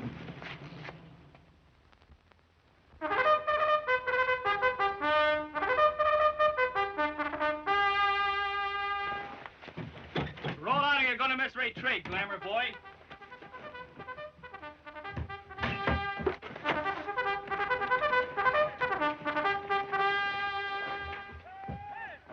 You never make it like that, Don. Why don't you do what I do? What's that? There's plenty of time to dress after retreat. Oh, boy, now you're talking. Boy, that's really streamlined.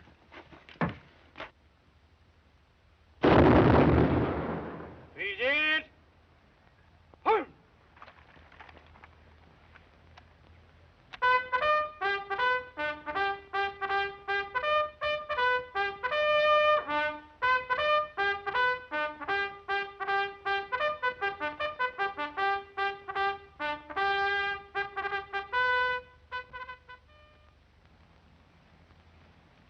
Inspection on. Order on.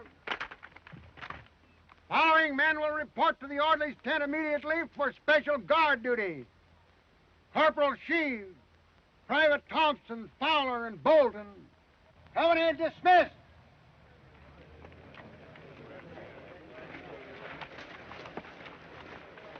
Oh, Sergeant. Yeah? Have I got time to go back to my tent for a few minutes? No, you're going to be on guard duty at the hospital till midnight. Now get going. Oh, but Sergeant... Get going.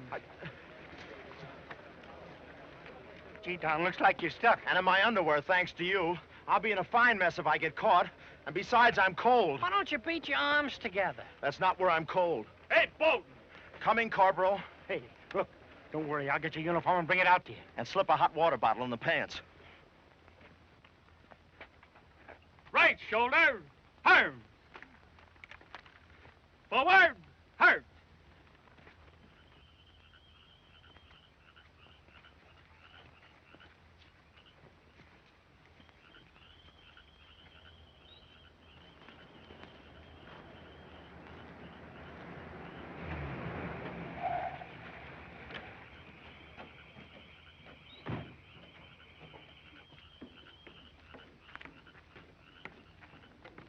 Still expect to get stripes on that sleeve? Yes, sir. I'll make it. It'll be a big surprise to me. I don't think you'll ever be a soldier, Bolton. Now, Dad, that's unfair. He certainly looks like a soldier. Anybody would with that on. It's what's underneath that counts. And you haven't shown very much. No, sir. Yes, sir. I mean, I'll have something soon. Come on, Tony. Don't stop to chat with a man on duty. Be right with you, Dad. Don, I want to warn you about Dad. You know what he said? Just one more slip and he's going to transfer you to another camp like the Philippines or Alaska or somewhere. Well, he can't do that. Oh, yes, he can, and he will. And you know what that means as far as you and I are concerned. So please, be careful.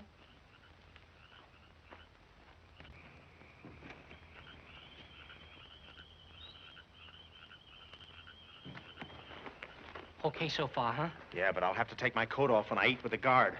How about you walk and post for me, Steve, while I put my uniform on? Oh, no, not me. Bert?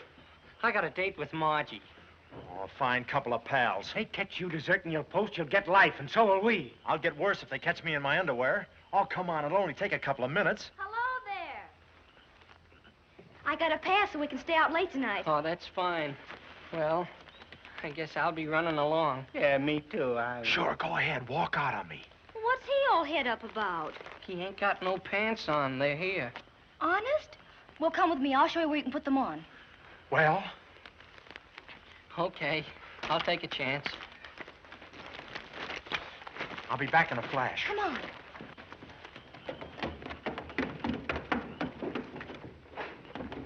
Hey, you'd forget your head if it wasn't on your shoulders.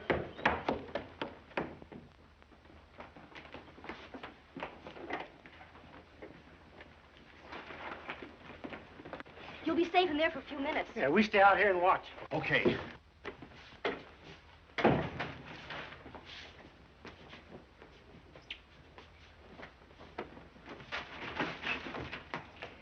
You go back to the other ward. I'll be right out.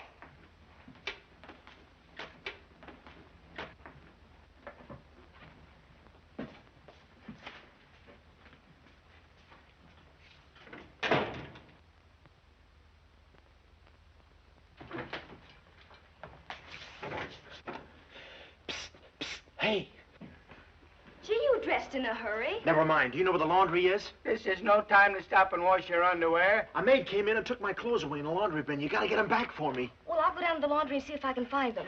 Steve, you help me look. Don't go away now. No.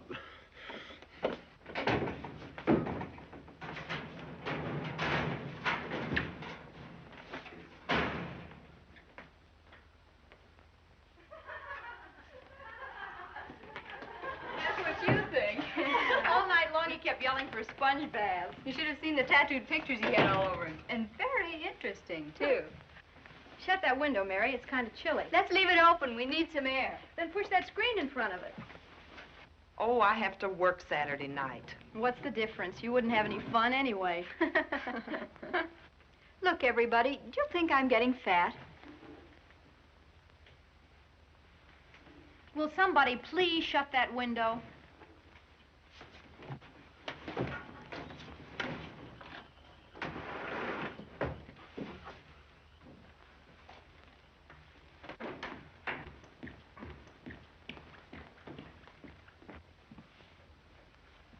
Here you are. That'll fix you up. Well, I'm all out, but there's plenty left. I'll be back in just a minute, soldier. She ain't giving me no castor oil.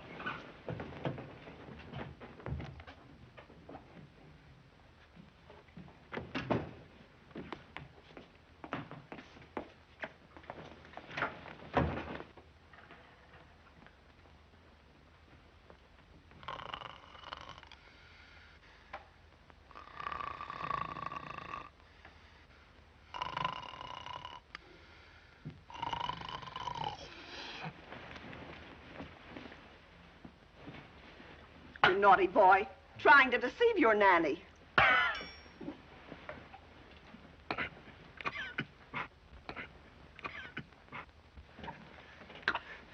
Thanks, buddy. Oh, it's nothing at all. Hey, go on, scram, will you? Huh?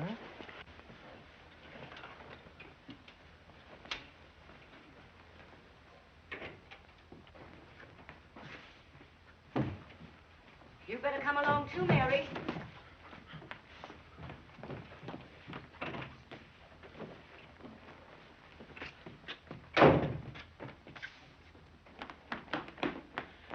You go that way and I'll go this way. March! March! Where have you been? Looking for you. Where do you think I've been? Well, let's not argue. Have you got everything? Of course I have. Here's your overcoat, and here's your coat and pants, and... Shut that door. I suppose you have an explanation for this, too. Oh, stop being ridiculous. I went on guard duty tonight without my uniform. I didn't have time to change. You gotta believe me, Tony. It's the truth. That's right, miss. I was just trying to help him. Of course I believe you, but you've got to get back to your post quick. You'll never get out of this mess if they ever catch you. Come on, we'll find a room where you can dress. Oh, Tony! I'm sunk. You, Bolton! Run, quick. Stop! Come back here. I'll have you shot for this. What's the matter with you, Dad? That isn't Don Bolton. That was one of the patients, an old friend of mine. I know Bolton when I see him. I'm tired of his shenanigans. He's gone too far this time. Oh, but Dad! It's from your wife. She's going to the hospital any day now to have that baby. Well, that's great. Gee, I hope it's a boy.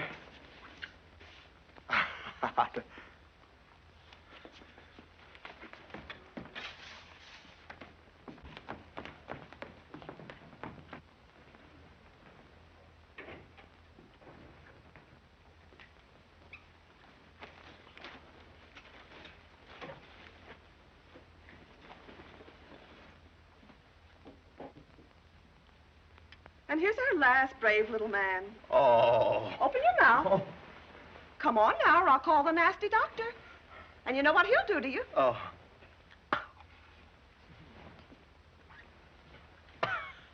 I wish I was dead. No use talking about it any further. I understand perfectly. You're trying to protect him. That's what you're doing. Now listen, Dad. And I won't stand for it. Dad, you're being ridiculous. You saw him walking his post out in front. Yes, I did. And we'll go right back and see if he's still there. If he isn't, heaven help him. Of course he's still there.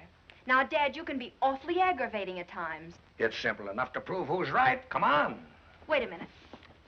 Are you all through here? Yes, of course. Well, what did the doctor say about your liver? It's lovely. Will you come on? You've got to head him off. Okay. Colonel Fairbanks? Yes, what is it? Major Balsam presents his respects, sir, and the Curta flies the brand for the battalion Sturton. It's very urgent, sir. What? The Major's Sproutle guns are strudling all over the parade grounds, and the battlefronts cannot march. I can't understand a word you're saying. He says that the Major's scruttle sniff and the squads are fiddle-stepping all over the sergeant. Oh, put it in writing. Oh, now, Dad, wait a minute.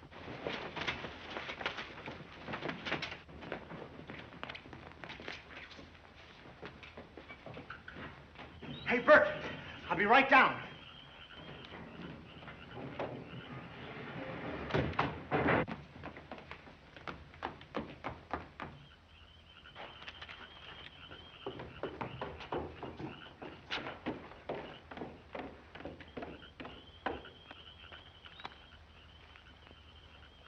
Feel all right, Bolton?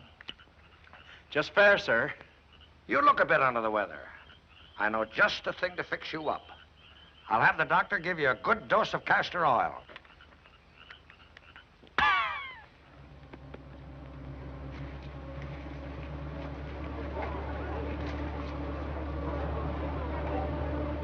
Don't get excited. It's only a mock battle. Don't forget to stuff your ears. No, I won't stuff my ears. This is my chance to prove to Tony that I'm as good a soldier as the rest of you. But I wish it were over. Bolton.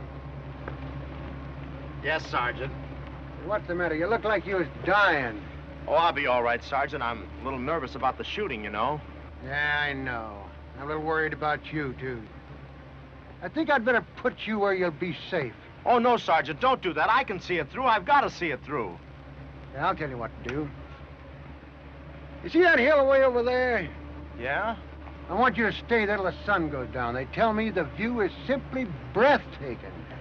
Oh, but the Blue Army's coming from that direction. That'll be our little secret. Oh, now listen, Sergeant, I want to stay right here. You'll go where I tell you to. Oh, give him a break, Si. Let him stay, will you? Listen, I'm taking no chances on him coming up to work. Now, go on, get going. Oh, that ain't fair. It's a dirty shame. Yeah, well, just for that, you two can go with them. Come on, it's an order.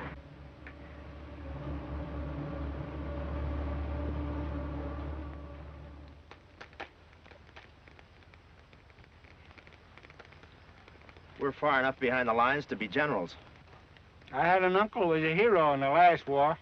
Broke up a gas attack, single-handed. How, with bicarbonate of soda? What's that shooting? Be some other outfit having maneuvers. Okay, boys, I fixed it. You fixed what? Where have you been? You know where them 5 roads meets back there? Yeah. Yeah, that's the way the Blue Army's coming up to engage our outfit. They're coming all right, but they'll never engage nobody. I switched the road signs. You did. What? What'd you say? Yeah, if they follow the signs, they'll be going that way. Don't you see? They'll get lost. And the colonel will win today's battle without firing a shot. And who'll be the heroes? The 3 Musketeers. Are you kidding? Oh, I can't believe it. They ought to fix you up good with Tony and the colonel. Oh, I'd like to see that sergeant keep me out of the next battle. You know, fellas, I've been feeling a lot braver lately. What? Oh, boy, let's celebrate. We'll all have a drink. Yeah, draw one for me. Make mine milk. Better run till it gets nice and cold. Put an egg in mine. Hey, I can't get anything out of this. We'll try another station. Hey, look who's coming. It's Tony. The sergeant probably told her where I am and why. Oh, wait till she hears your good news.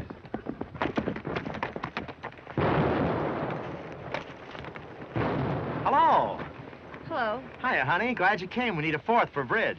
Don, you shouldn't have walked out on this battle today. I didn't walk out. The sergeant put me out. I don't believe you. I think you crawled out because you're scared. All right, if that's the way you feel about it. Oh, listen, Tony, you're all wrong about Don. He really wanted to be in that battle today. But there ain't gonna be any battle. What do you mean? The Blue Army's going this way instead of that way. Napoleon here switched the road sign. I did it for Josephine and the little kiddies. Not bad, huh? Wait a minute. Which way did you switch those signs? I switched it so they'd be going through there. There they are now. Where? See, way over there. Don, come here. Come here, quick. Huh? Those troops, they're moving into the artillery target range. Look. Where? Where's the target range? Right over there, look. We've got to head them off. Well, can't they see the shells bursting? No, the woods are in the way. By the time they see them, it'll be too late. But they can hear. They'll think it's Dad's army firing blanks. Come on. Get your helmets. How do you like this? We have to send for another army. The colonel's kind of early with his gunfire. Yeah. I can't imagine what he's shooting at. Well, which way do we turn? Wait a minute. Don, we can't turn. Somebody's got to go through the target field. It's the only way to head them off in time. You can take my horse. Are you crazy? We might be killed. I haven't time to argue with you. Are you going? Maybe we can telephone the artillery gunners. Or maybe write them a letter. You better not go, Tony. Oh, Tony, please. You better stay here. Tony, stop! Wait a minute! Come on, Bert! Tony! Tony! I'm going there! Come back!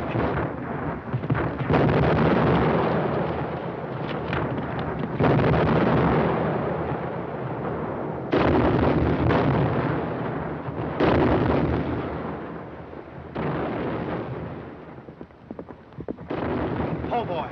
Oh. Oh. Get out of the way! I'm not gonna let you do that. Try and stop me, you coward! Just a minute, I'll go myself. I don't believe you! This is the first time I ever socked a lady, except in self-defense. Sorry.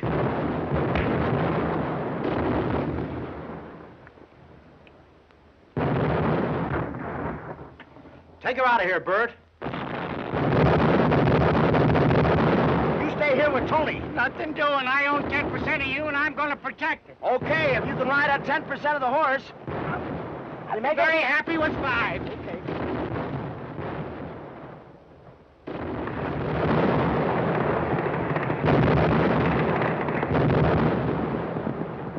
What's the idea?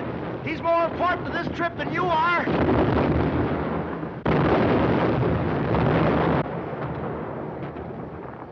What happened? A beautiful right cross to the button. Don! Where is he? Now, take it easy. You're not going anyplace. Is Don trying to go through? Yeah. Oh, I knew he had this stuff in him. I knew he wasn't a coward. Here, let me see.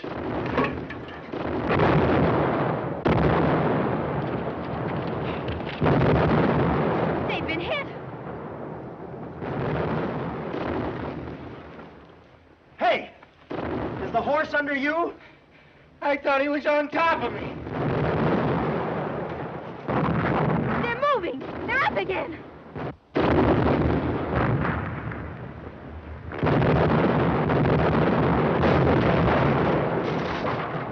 They're down again. I don't see them.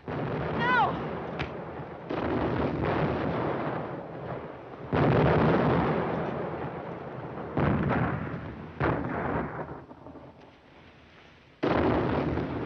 Don! Don! Where are you? Don, get up! You gotta get up! Don, can you hear me? Can you hear me, Don? Where are you? Oh! Oh, it's you. Yeah, I come out once a year. Hey,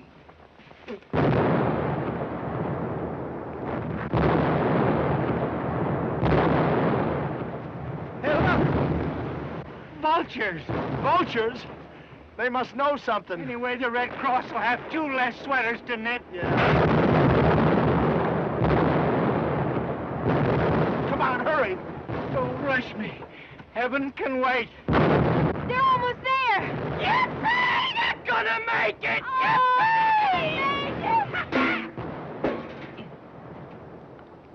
Stop! You're on the wrong road! Hey, look! Hey, you two, you're captured. You're prisoners. Stop! Stop the advance! You can't get through. There's real shell fire. Come on, what are you trying to pull?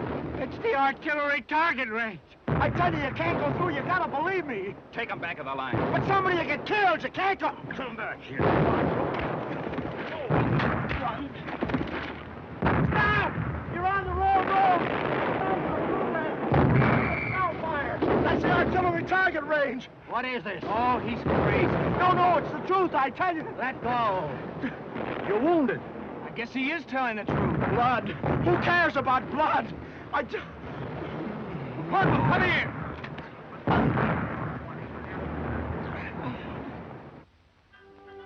Private Bolton, Riggs, and Sparks. Front and center. Upon the recommendation of your company commander, you've been appointed corporals and be respected and obeyed accordingly. By order of Colonel Fairbanks.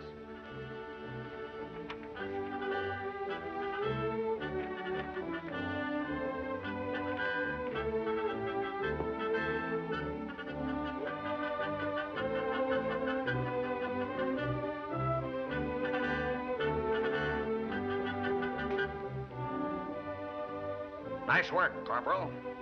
I've recommended you 3 men for a citation. Oh, thank you, sir. And for the promotion. I've promoted something else for you, too. Really? Go on. She's waiting for you right now. You're excused. Oh, thank you, sir.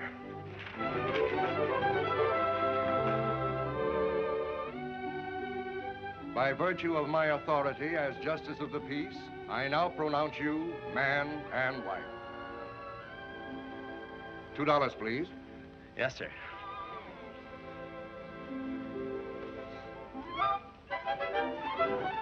Pay the man.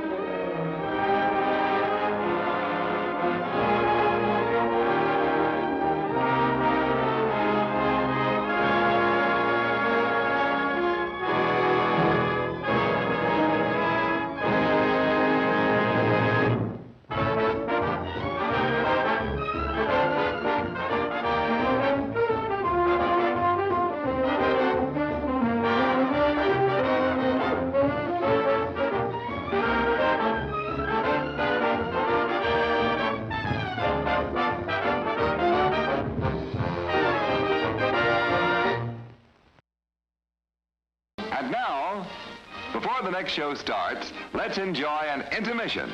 You'll find our snack bar chock full of good things to eat and drink. Tasty, tempting hot dogs, thirst-quenching soft drinks, fresh, crunchy popcorn. A complete assortment of delicious candy, and a full line of cigarettes. You've plenty of time, so visit the snack bar now. A tasty treat will double your enjoyment of the show.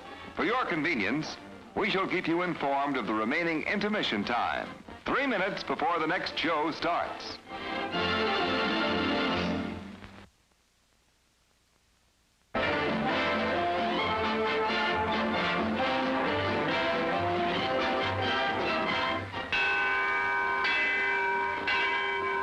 You still have time for a tempting snack.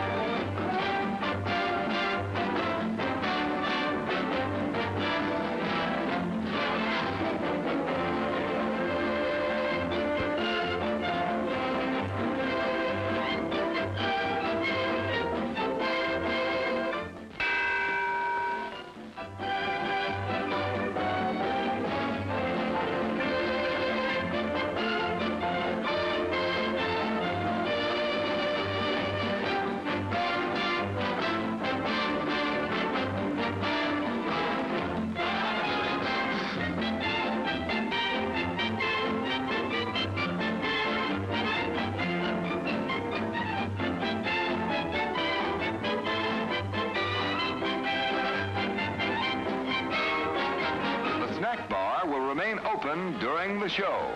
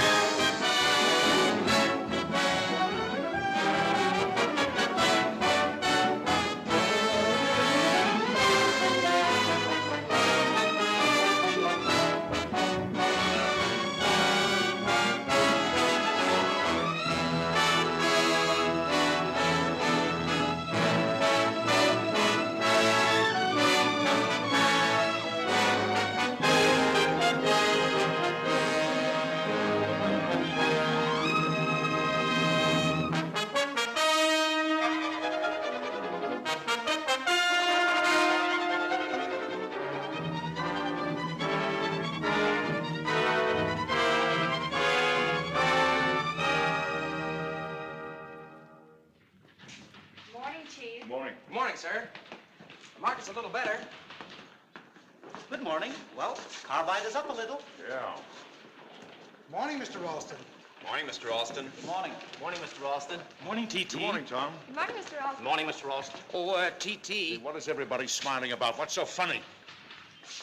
Good morning, sir. Good morning, Mr. Morning, Ralston. Mr. Oh, nonsense. Hiya, Chief. Good morning. Dick, I've got distressing news. Boy, come back later. What's that? Run along, run along. Hey, he's only done one shoe. Dick, we've got to get rid of Las Lomas Quicksilver as soon as possible. Oh, I've got cauliflower ears from phoning. Just got as far as quick and to hang up. Listen, I got $150,000 sunk in that blasted mine. We got to get it out. Oh, but T.T. Look, drop everything else today. After all, this is my baby. Well, of all the babies we've had in this office, this one's really got circles under its eyes. Mr. Van Dusen is here. Hello? Oh, hello, Van. Hiya. Good morning, T.T. Good morning. Conference? No, not at all. Make yourself at home. We have a cigarette? Oh, no, thanks. Did you see what carbide did? Yes, sir. You certainly called that right. Van, you have plenty of nice, solid stuff. Now, I've got something really exciting for you. Something that you can play with. Yes? Yeah. Will you have a drink? Oh, it's a little early. This happens to be my own little pet. I got hold of a mine in New Mexico, quite by accident. Las Lomas Quicksilver. I'll take a bottle of pop. I don't care what you've heard. It's great stuff.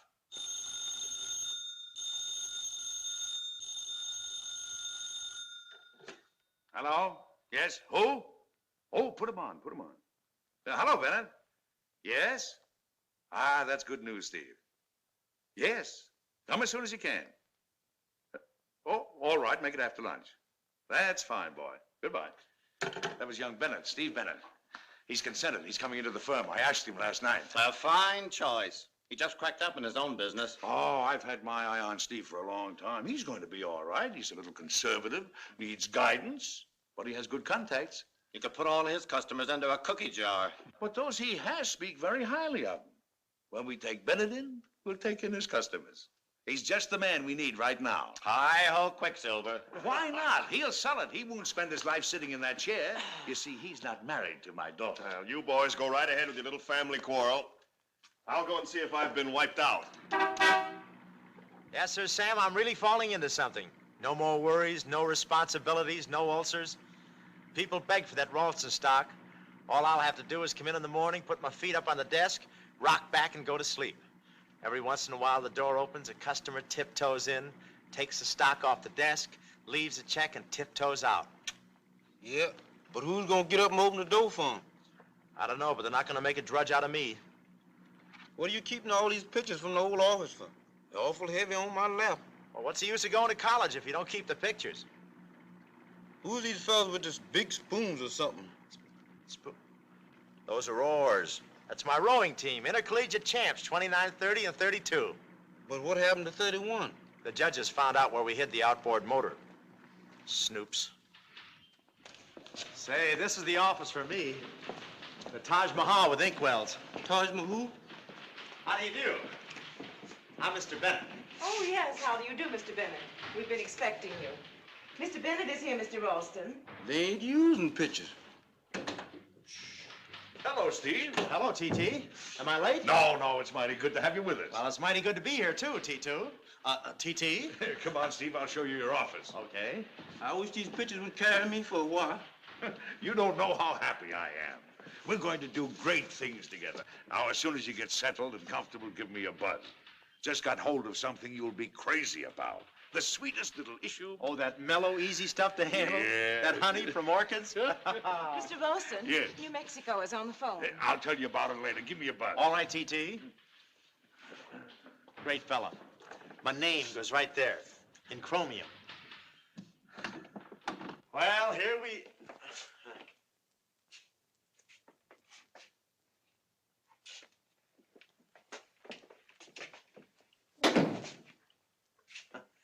Oh, I'm sure this is only temporary. That's the feeling I get. No, I mean the office. Still, this must be my office. It's too small for a telephone booth. Don't do that! Gives me that buried alive feeling. Hey, what am I brooding about? This is only my outer office. Ah, I could really do things in an office like this. Stockbrokers are always backing shows, being angels. Oh, I beg your pardon. Stevie, come on in. Come on in, pal. Oh, I'm sorry, Mr. Honey, Miss Graham, I want you to meet Mr. Bennett, one of my partners. Partner? Well, Mr. Donnelly's been promising we'd get together for some time. Oh, he has? Well, that's very nice. How do you do? When Dick Donnelly tells you you'll meet someone, you meet him. We've been talking about the Green Swan. The Green? Yes, didn't Dickie tell you about the Green Swan? Oh, well, should he? I mean, do you think I'm old enough to know? Her show, Stevie, her show. The one Linda's going to star in. You know, I told you all about it. He loved it. Oh, the Swan. Yes, that part where you come on with the thing. And that fellow ran with the McGill. Oh, I thought I'd die laughing. It's supposed to be a serious drama. Yes, well, so long. Oh, tell me, Mr. Bennett, did you like it well enough to put any money into it? Huh? Did he like it? Well enough to want to put 15 grand in it. Oh. I must have been crazy about it. Oh, well, Mr. Bennett, how can I thank you? You won't regret it.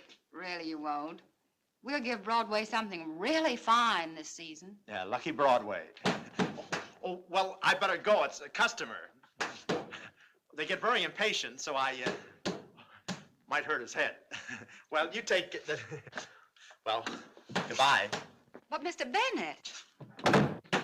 Hey, Samuel, get some bricks and mortar. We're going to seal up this door. In the meantime, put a rat trap there. Well, the porter brought... Oh, they brought the things, huh? That's good. I want to get that list of my customers. Ah, there it is. Goodbye. Goodbye. Hello, Betty. Hello, Miss Saunders. Say, I like your hair that way. Oh, thank you, Miss Saunders. Good afternoon. Good afternoon. Hello. Oh, Miss Saunders, I want to thank you for sending those books to Freddie, but I'm afraid they're a little old for him. Oh, well, he'll grow into them. Hilda. Oh, hello. Hello. Tell Uncle Pudgy, Mr. Ralston, that I have to see him right away. It's really important. Certainly, Miss Saunders. How have you been? Just fine. Mr. Ralston, your niece is here to see you. Uh-oh. Did you tell her I was in? Yes, she's right here. Well, tell her the office is full of people.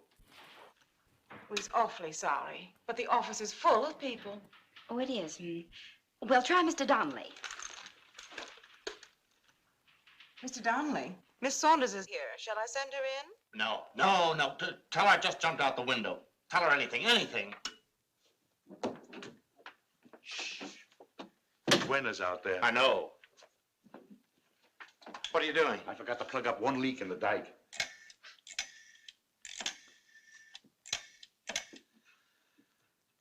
Hello, J.P. Carter, please. Hello, J.P., this is T.T. Say, has my niece Gwen been there to see you? Oh, she hasn't. Good. Joe, she's mixed up in another charity scheme. Listen, Joe, in a weak moment, I promised to double it if she could raise 20,000 or more by the 1st of the month. A handsome offer. With the 1st of the month tomorrow. Now, when she gets to you, you just tell her you can't donate anything at present. Yeah. Yeah, I've told all the other fellows. Thanks. Oh, by the way, Joe, I've got to show my gratitude in some way. Ever hear of Las Lomas Quicksilver? Hello? Joe? Joe? Bad connection. I don't think I'll wait any longer, Hilda. Well, maybe you'd like to see the new partner. Oh, Mr. Bennett, is he here already? Yes, he's in his office. What's he like? Well, he's kind of hard to describe. I know the type. Yes, Mr. Hendricks. No regrets about my own business. Those nerve-wracking days are over. Yes, sir, I'll call you the minute I get something good. Hello. I've got something. Goodbye. I'm Gwen Saunders. Well, how do you do? I'm Beeve Stenner. I'm Sten Beaver. Bennett. Bennett, yeah, that's him. No, that's me. I want you to sit down. Could I talk to you alone for a minute? Alone? Alone, Sam. Don't have to hit me with no ton of coal. No, I guess it's too late for that. If you just fade. Yes, ma'am. I'll put the pictures up. He painted the boat. Sam. Well, I hope you don't mind. Huh? Shh, we better not talk too loud. no, we better not. Mr. Bennett, I'm in trouble. Trouble? I only know you by reputation. My uncle's talked about you so much, but I want you to know that I trust you implicitly. Well, that's very nice. I'm sorry to be so abrupt. After all, we're strangers, but you're the only one in the world that can help me. Well, I'm entirely at your service. Well, it's terribly, terribly important. But you must promise me that you won't say a word about it to anyone. Oh, I won't tell us. Say, you're not in a play called The Green Swan, are you? Huh? Pudgy and Dick mustn't know that I've talked to you. Huh? Pudgy's my nickname for Uncle. There isn't anyone in the world I can ask except Van, and he wouldn't do it. Oh, he wouldn't, eh? That's just like him. Who is he? Never mind. They mustn't dream we're going to be partners. Oh, we're going to be partners? Yes. Now, do you see these? Is that money? Yes. What do you think it was? Why, that's $1,000 bill. There's 10 of them. 1, 2, 3, 4, Oh, well, don't 5. count. We're partners. Yeah, we're just... Oh. Dear me. Oh, I'm sorry. Oh, I'm not. You see, I'm so upset. I don't know what I'm doing. I've had these for 4 days. Pudgy doesn't know that I've got them. Here, you keep them. I've had them in 2 banks, in my safe deposit box, under my pillow, and in my stocking. Oh, aren't you afraid of prowlers? What? I mean, it's dangerous. So, naturally, I'm terribly, terribly worried. Well, how can you worry when you have $10,000? Oh, but that's the whole thing. I want you to invest it for me. Oh, I see. You want the firm to invest it. No. I told you the others mustn't know anything about it. Oh, no. You see, I have to make a lot of money quickly, and I think speculation's the best way, don't you? Well, All I yeah. want's a quick turnover, the kind that Pudgy always gets. Pudgy's Yeah, well- my nickname for Uncle. Oh, I told you that, didn't I? What? Pudgy always doubles everybody's money. He says I talk too quickly. Oh, well, it's not noticeable. Isn't that nice? Where's the money? Well, here. Don't get nervous. You keep it. I'm always losing it. Well, that's an awful lot of money to carry around. I seldom do it. I don't like to muss it or bend it. Well, which pocket are you going to keep it in? Well, I think it would look well right in there, don't you? You're a scream. But you mustn't mix it with your money. No, I won't. If it gets mixed with my money, I'll recognize it. Well, so it's the buzzer. Oh, Yeah, that's the that. pictograph. Okay. Oh, Steve, can you come in now? That's Pudgy. Can I come in? Mm-hmm. Well, I'll be right there, Pudgy. TT. So you better go. I better go. Pudgy mustn't see us together. Oh, you've been terribly sweet, and I'm terribly, terribly grateful to you. Yes, well, that'd be... Oh, yeah. Oh, wait, Miss Saunders. What sort of a turnover do you expect? Well, you must double it. Oh, well, I told you that, didn't I? Well, that's terribly important. That's the whole idea. It's such a good cause. Yes, it is. Double it? Yes, like Pudgy always does. Oh, yes, but I mean, how much? How soon? Oh, well, you mustn't waste time. Well, right away. We've only got 3 days. I'll keep in touch with you. Goodbye. Yeah, Miss Saunders.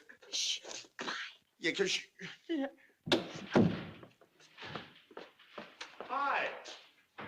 Dream girl. Man. Where have you been? Miss Saunders. I've been phoning you all day. Well, that trip certainly did you good. You look wonderful yourself. Do I? Oh, Steve, come into my office, will you? We can talk in there. Oh, yes. Oh, Mr. Bennett. Mr. Bennett? I need $2. I got to go get some things. Well, I don't have any money right now. You know how things are. I don't know why. Oh, I just got it. It's not mine.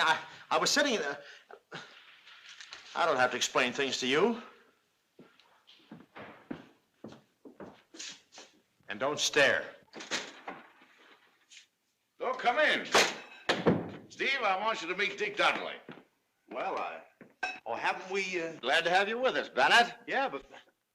Oh, yes, thanks. Thanks, pal. You're okay. Drink? I think I will. Titi? Thank you.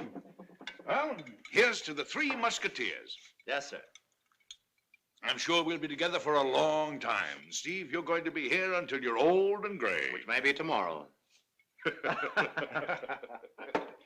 Steve, we're having a few friends on the Flamingo for the weekend. That's my houseboat, you know.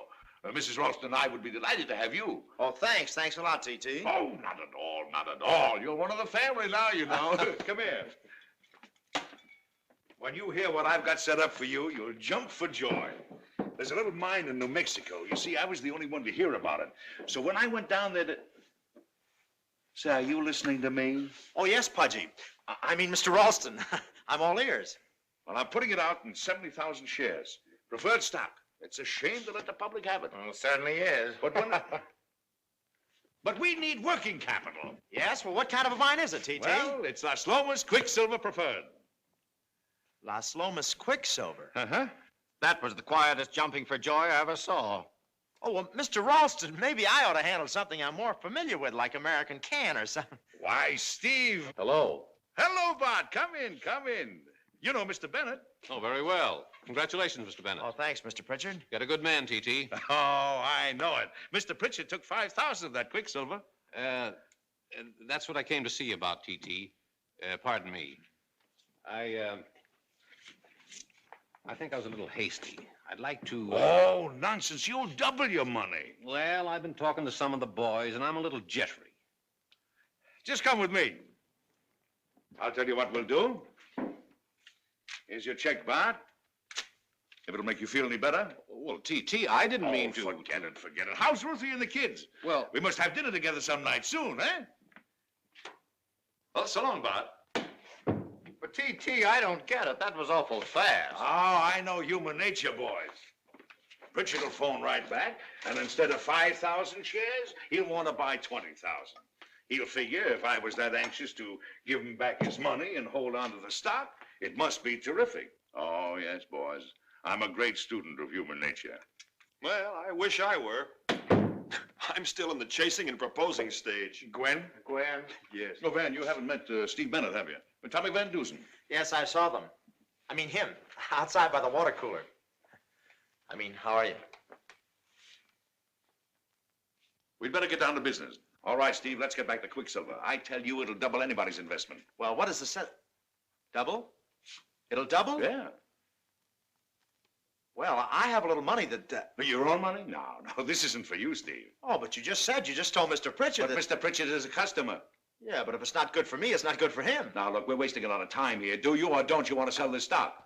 Well, the customers I have believe in me. I'm not kidding, they do. I can't sell them anything I don't believe in. Has Ripley heard about him?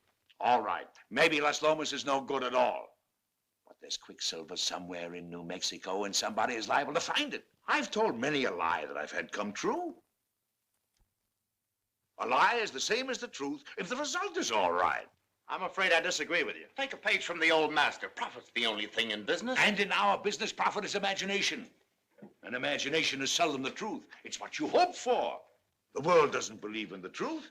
It didn't believe that there was an America for Columbus to discover. It didn't believe that Bell had a telephone or that man could fly. Those fellows were all telling the truth, and yet everybody considered them crazy. I tell you, there are certain necessary lies. A man can get along just as well by telling the absolute truth. You mean about everything? Yes. All the time? Sure.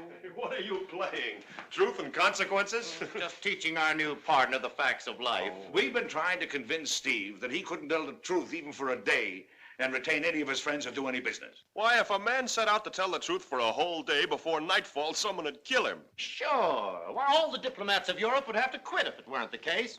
Is that bad? Listen, Steve, you meet Smith on the street in the morning, and you say, I hope you slept well. That's a lie. You don't give a hang if he never sleeps. Well, I do. Smith's a nice guy. Oh, give in, Bennett. The truth hurts. An attractive lie sounds infinitely better. Well, I'm entitled to my own opinion. I still think you can tell the truth. Who, me? No, I didn't say you can tell the truth. I said I can tell the truth. But for how long? Well, if I can tell the truth for an hour, I don't see any reason why I couldn't tell it for 1 day or a year. Yeah, you don't really believe that, do you? Well, I certainly do. It's just a simple matter of principle. Hey, do I sound stuffy? You wouldn't like to back those principles with a little money, would you? Well, yes, I would. Well, I would, but... Yeah, look at them. Look at them, Wells. Look at them, Wells. I'll bet you any amount that you couldn't even tell the truth for 24 hours, let alone a whole year. Count me in. That's a sure thing. Well, that sounds like a quick turnover. Well, I don't know. You better think fast, buddy. Be a plunge. You bet the whole 50 cents. Don't heckle him. He's nervous. You'll bet me money, real money, that I can't tell the truth for 24 hours? That's what I said. Any mistakes? You don't hear him naming it. Hey, if he did it, I can. It's a bet. All American was right. How much? Well, I'll bet you How much? $10,000. How much? You're bluffing. Where's the money? Bluffing. There. Hey, it's real. $10,000. Easy, fellas. Hey. That's tender stuff. Where did you ever get such an amount to throw away like this? Well, it's there, isn't it? And I'm not throwing it away. I'm going to win. You'll tell the truth to everybody, no matter what they ask you? Yes. I'll bet you 10,000 on those terms. I'll bet you $5 grand. I only want to bet 10,000 today. Now, wait. I've got to have some of this. Hey, he's not your partner. He's ours. Oh, wait a minute, boys. I hired him. He's all mine. Why should I give up a sure thing? Do you blame me? No. Yes. I'm a client. You've got to let me in on all sound investments. Me too. All right, I'll tell you what we'll do. We'll split it 3 ways. If you win, if you tell a lie while you're away from us, you must confess. What do you mean, away from us? I'm going to sleep with him. That's not part of the agreement. Man, I'll take your share out of our cash and charge it to your account. Right. Well, what's holding us up, fellas? The sooner we get started, the sooner I get the money. And we better put this in writing. I am. You agree to tell the unadulterated truth for 24 hours. To all comers, animal, vegetable, or mineral. You'll answer all questions. If you refuse, you lose the bet. That's it, brother. You can't run away and hide, or shut yourself up where you won't see anyone. Oh, we'll be with him till he loses. And you mustn't change your routine. You must go on in the even tenor of your way. Yeah. Yes. And spell tenor with a capital T. And if anyone tells of the bet or even hints of it, that side loses the bet. One lose, all lose on your side. What's the idea of that? Well, if you told people about it, they'd ask me a lot of questions, like, well, which they ordinarily wouldn't. Oh, put it in, and let him put his picture in if he wants to. And remember, under no circumstances can this bet be called off. Well, no. Well, let me count it. Wait a minute, there's only 9,000 here. 9,000? Well, I had... Oh, no, it's all right. There's 10. Can't you count, T.T.? 5, 6, 7. Hey, there's 11,000 here. 1, 2, 3, 4, 5. Oh, yeah. 5 and 5 are 10. That's that new thing they have. Put it all together. Have you got an envelope? Miss Turner, where's Miss Turner? Oh, there must be one here. Wait a minute. Yes, here's one. Fine, thank you. Will you hold that open, please? Seal it up. Here. No, I'll do it. Hey, wait a minute. Where are you going? Back with here. that? Where are you going with that money? Ah. That did it. Here. Thanks. Did you buzz Mr. Ralston? Yes, Miss Turner. I want you to place this envelope in the safe. You're a witness to this. Yes, Miss Turner. No one's to touch it, not until all 5 of us are present. Yes, sir. A fine partnership. How many people know the combination? Now, we all understand the conditions, the absolute truth for 24 hours. Okay. It's just 3 minutes of 4. It's 5 minutes of 4. Well, it's 2 minutes of 4. You're all wrong. It's 5 after. Well, we'll find out. 3, 8, 1. Oh, hello, operator. Are you there? It's automatic. When you hear the tone, the time will be 3:59 3/4. Set your watches, boys. It's exactly 4 o'clock. The bet is on. Go! The bet started at exactly 4 p.m. today and ends at 4 p.m. tomorrow. Right? Right. Oh, now, let's not gang up, fellas. When you tell your lie, pal, make it a good one, because it's going to cost you 10 grand. Now, what do we ask him? Do you think you're good looking? Yes. In a manly sort of way. You lose. Yeah. In 10 seconds. No, I don't lose. That's not a lie. It's an opinion. Now, if I said you were good looking, that'd be a lie. Well, he has a right to an opinion. Now it's my turn. When we talked of the partnership, you told me that last year you made $40,000. Is that the truth? No. Uh-huh. Well, how much did you make? Well, I think that's more of a personal question, don't you? Yeah. How much did you make? $1,100. Gross. Uh-huh. All right. Now I got a butte. Where did you get that $10,000? Yeah. I asked you where you got it. Well, I don't think I have to answer that. I think we should change the agreement slightly. If you refuse to answer, you lose the bet. Yeah. Well, Hello. I'll get... Who, Mr. Pritchard? No, this is Steve Bennett.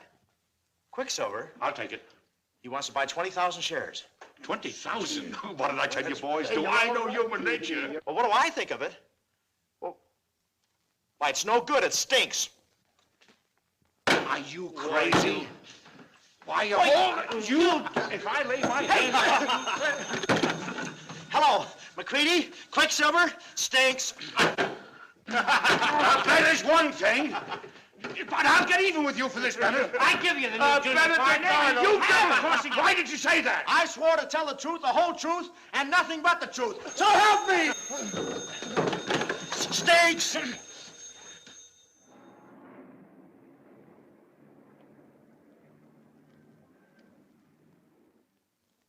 But, Hilda, are you sure? Well, then give Mr. Bennett this message. It's terribly, terribly important. Tell him that something's come up and that the things that I gave him to do something with, he's not to do that with them at all. And that he's to hold the things, as I have to have them back right away. Now, that's clear, isn't it? But I don't think he's coming back today. They've all left for the weekend. Well, it's terribly important. I heard them say something about stopping off at Mr. Bennett's hotel first, the Miami Palms. Miami Palms? Well, wait till I get a pencil and paper. Oh, what do I need a pencil and paper for? I can remember that. Miami Palms Hotel. Thank you, Hilda. Oh, dear. Oh, dear. Miami Palms Hotel. Miami Palms, Miami Palms, Miami Palms.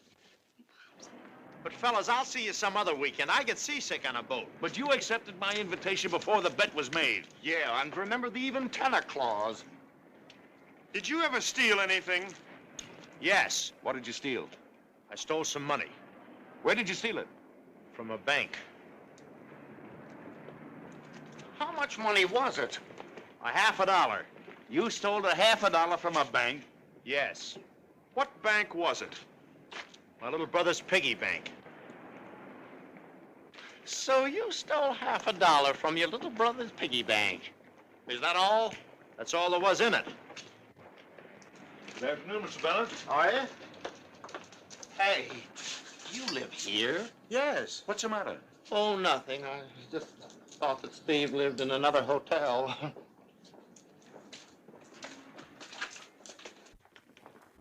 What's the matter with this hotel? Hey, that Green Swan dame lives here. I'd hate to run into her now with the old man along. Oh, well, I may be crazy, but in a hotel this size, you'll never... I beg your pardon. I'm crazy. Well, hello. This is a pleasant surprise. How do you do? And Mr. Bennett, were you coming to see me? Oh, I live here. You do? Well, isn't that convenient? Yes, I was just going up. We were... Oh, well, come on. Bruno and I were going for a walk, but we'll ride up with you. Oh, well, won't Bruno be disappointed? Nonsense. Bruno's always having his own way. Yeah, who's going to stop him? I'm very bad at names. Miss, Graham. Oh, yes, Graham. My father-in-law, Mr. Alston.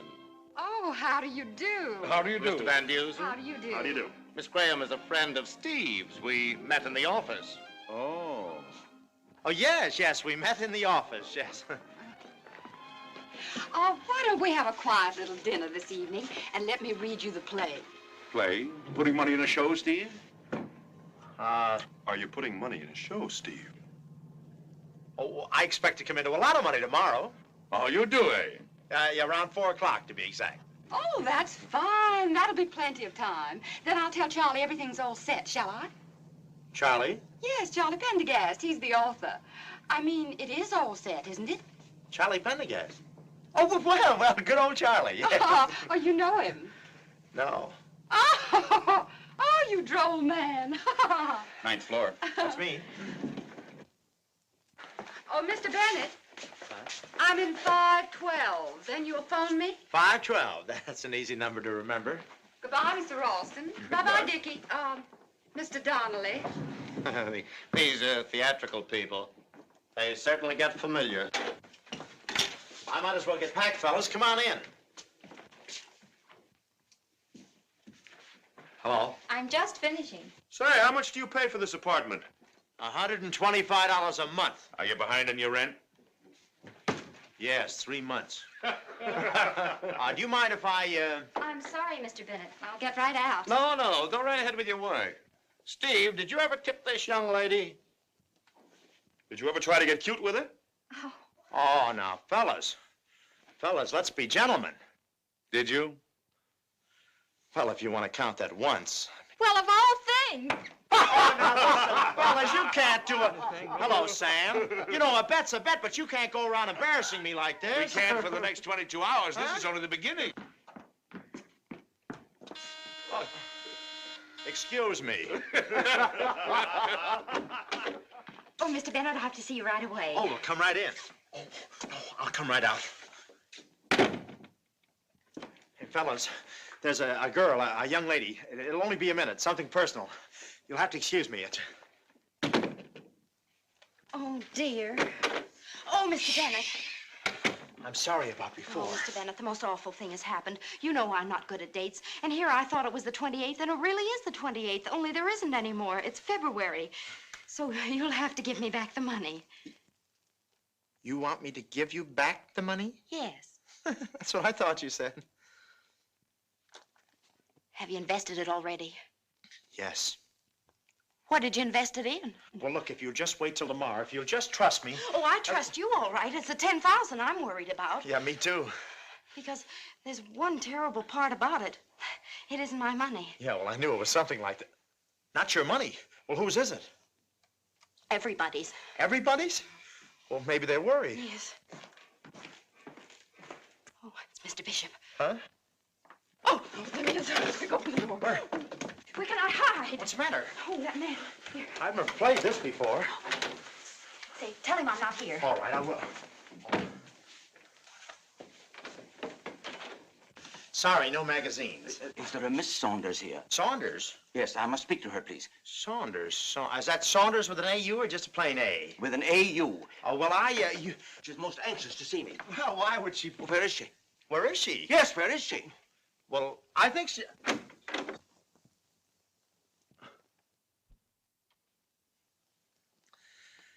She's right there behind the screen. He asked me where you were, and... Oh, Oh, I was just back there, my stocking. You know, those runs you get and the thing there. Oh, I'd like to talk to you, Mr. Bishop, but we're on our way out. We're in a hurry. On your way out? I better slip into a necktie or something. That was Mr. Bennett, my uncle's new partner. Your maid told me I might find you here. Oh, she did? What is he worried about? I signed the note, didn't I? And on the strength of it, we broke ground for the home. Now even the steam shovels have stopped. Well, they can't blame that on me. I merely guaranteed the $40,000. Miss Saunders, you've collected $10,000. But to date, we haven't seen a penny of it. And I must remind you, this is charity money. Charity money. Who's he got in there? I don't know. I couldn't see her. Oh, but it's all so silly, Mr. Bishop. I have it. Or rather, I will have it. Well, yes, I'll have it tomorrow. For your own sake, Miss Saunders, as well as for ours, I can only hope you're right. The chairman insists that all collections be Dolores. accounted for immediately. Ay, ay, ay, Dolores. Oh, well, the kisses of Dolores. Shh, Dick, come on. Let's... Hey, I'm looking for skeletons. We'll give him 2 more minutes. Nothing doing. He can't have a romance on my time. Where you gonna dress at? Every room's full of somebody. Oh, make a lot of noise. Mr. Ralston mustn't know his niece is in there. He'd ask a lot of questions. So come on, help me. Make noise. Oh, I love the kisses of Dolores. Ay, ay, ay, Dolores. Oh, I love the kisses of Dolores. What goes on? Oh, my Dolores! Whoa! What's that? I like Dolores. What's going on, Bennett? Yes, yes, tomorrow. You know me, Mr. Bishop. Very good, Miss Saunders. I'll see you tomorrow. Yes. We've been waiting in that bedroom for days. Oh, come on, you can goggle on the boat.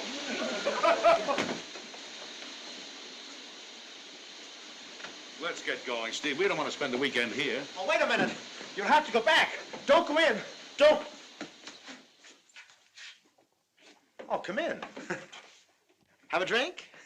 Have a cigar. I know it looks funny, fellas, but there was a girl here and it might have been embarrassing to her, you know.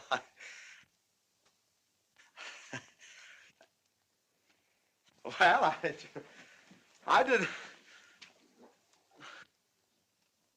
Oh, Sam, yeah. What's the matter with him? You hired him. Thanks, Sam. Well, I'm all set. Get my bag, Sam. Why don't we get going? Let's get out of here. We'll be out of here in a few minutes. What are you shouting for? Well, I want everybody to hear me. Look what I found. Hey, have you ever seen this before? Yes. Who does it belong to? Oh, now, fellas, there are some things. There are no things. Whose is it? It's mine. Yours? Well, and no woo-woos. When do you wear it? Saturday night? I haven't worn it for years. Quit kidding. Whose is it? Well, you're so smart, it is mine. I wore it in the varsity show.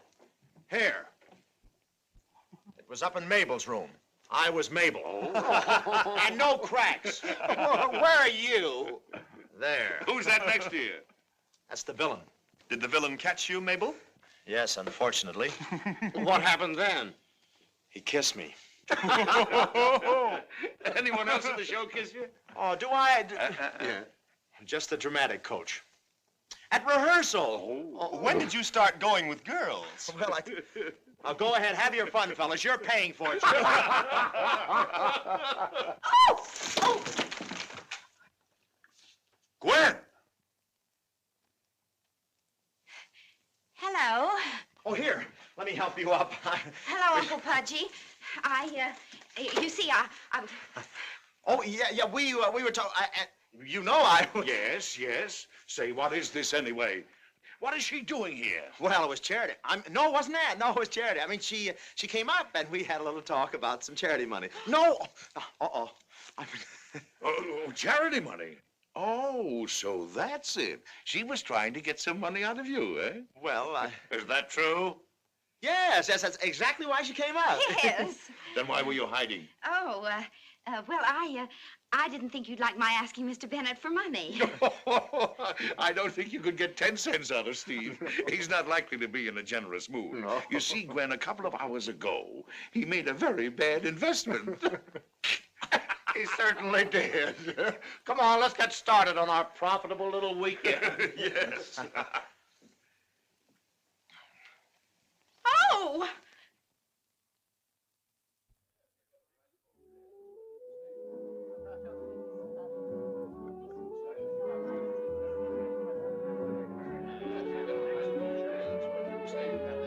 Don't be discouraged. There'll be some chilies in that ice cream. Mrs. Ross, this is a wonderful idea. Splendid boat like this, very relaxing. We've been asking young Van to bring you two over for months now. Yes, that's right, Mother. Mr. Van Dusen's always so busy. We're regular stay-at-homes. You know, my rumba's just falling apart. Have a good day today, T.T.? Exceptionally good. We got hold of something very easy. We stand to make a neat little profit, Dad, and I've got a third of it. Oh, was Mr. Bennett in on it, too? Well, not on the profit side. And will you establish your office here permanently, Doctor? Dear lady, there are as many diseased minds here as in Bucharest. And much more money. Oh, Mrs. Van Dusen, what a perfectly sweet gown. Oh, thank you, dear. Mr. Van Dusen thinks it's a little too young for me, but I always say, he can grow old, I'm not going to. Mr. Bennett, the cat got your tongue? You haven't said very much. And I've put you between two of Miami's most attractive women. Don't you agree? Yes, you're right. I haven't said very much. Oh, come, my boy. This strange reticence is hardly the even tenor of your way. Oh, I'm afraid you embarrass Mr. Bennett.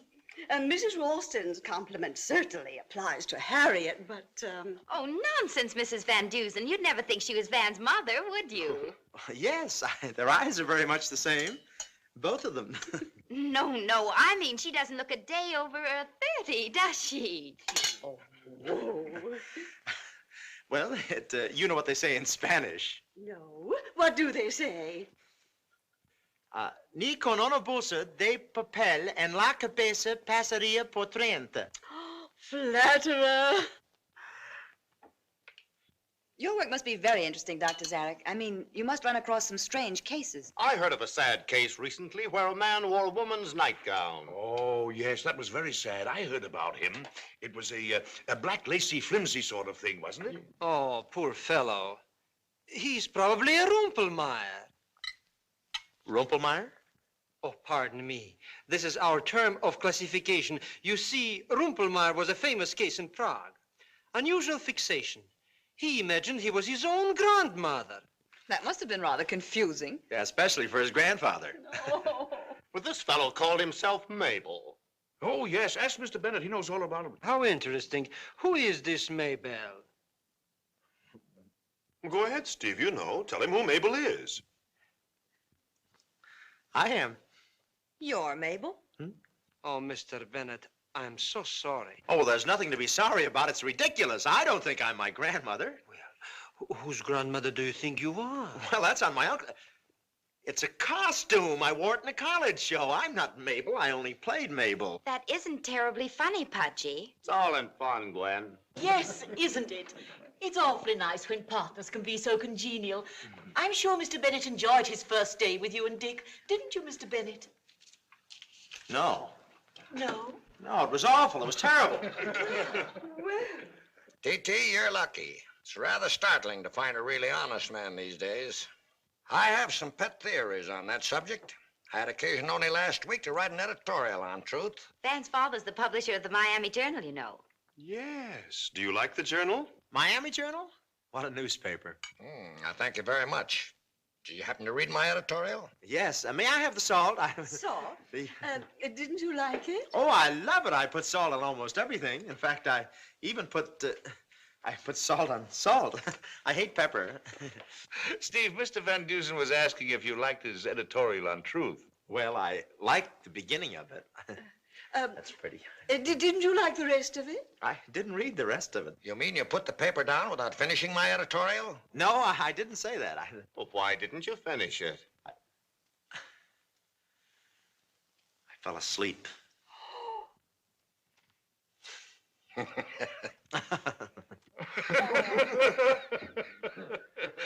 Steve, what was that charming compliment you paid Mrs. Van Dusen a little while ago? What cake? Is this just made out of eggs and things like that? You know, I had an aunt once who made the most wonderful sponge cake, and I always used to say to her, Come on, Steve, what did you say? oh, I said, Auntie, how do you ever get it to puff up so light and fluffy? Not to your aunt. Tell us what you said to my mother. Oh, ni con una bolsa de pap. Not in Spanish, in English. Well, I'm afraid I said that she couldn't pass for 30 even with a paper bag over her head. Bennett, I think you're carrying things too far. Mr. Bennett, really, you act like one of the dead-end kids. And it's easily seen which end is dead. Mrs. Van Dusen, I'm not myself today. Well, whoever you are, I'm not an old paper bag. Sit down, Van. What's the matter with you, Steve? Oh, Mrs. Van Dusen, I'm saying things today that I ordinarily wouldn't say. We should weigh our words very carefully before we speak. I do. What? Mr. Bennett, I can be frank, too. I'm beginning to regret that you came here. Well, so am I. I didn't want to come. What? Well, why did you? Mrs. Ralston, I think you should ask me to leave. Oh, at once. My conduct has been disgraceful. I understand. I'll leave at once. Oh, no, you're forgiven. No. You're forgiven. We've already forgotten about it. Well, I haven't. No. You can all understand. Steve has been under a great strain. Yeah. His business failing and all the rest. Why, sure, Stephen. What you said to Mother was nothing. Nothing at all. Forget it. But, Van, your own mother, an old paper bag. I think it's outrageous. Bennett, I can't find words. That, sir, is the trouble with your editorial. Steve, you don't have... Mr. Bennett, you hardly know us, and yet you've taken a great delight in hurting everybody's feelings. Well, why don't you make a good job of it? Go on. Don't leave me out. I'm here. What would you like to do to me? I'd like to kiss you till your ears fly off. Oh! Easy, pal. Well, I'll say one thing for Mr. Bennett. He's different. So was Jack the Ripper. No, Van. Excuse me. This young man, he's what we call a dementia cortical with an overactive thalamic precocis. What is that, Doctor? He's a jerk. Miss Saunders.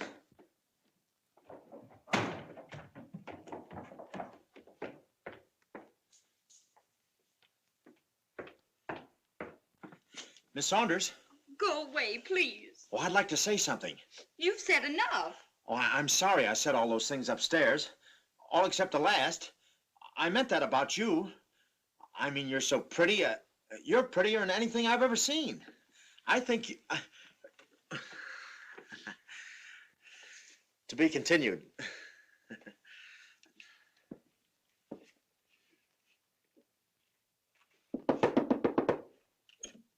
Did you really mean that? Oh, I thought it was, Believe me, I'm going to tell him a thing or two. Honey, you leave the telling to me. Oh, Van, you mustn't hit him or anything. You know, I think there's something wrong with him. The way he goes around saying those things that he can't possibly mean. He means them all right. But I'm not interested in him at the moment. Darling, the family is planning a Caribbean cruise, and, well, they thought it would be nice if you and I came with them. Van, you're proposing. Yeah, for the third time. That is, if I can keep track of the times. I'm sorry it isn't more romantic, but, well, I guess I've said all these things before. No, but down in those islands, once I get you under that Caribbean moon, I won't need words. You know the kind of a fellow I am. What do you say, darling?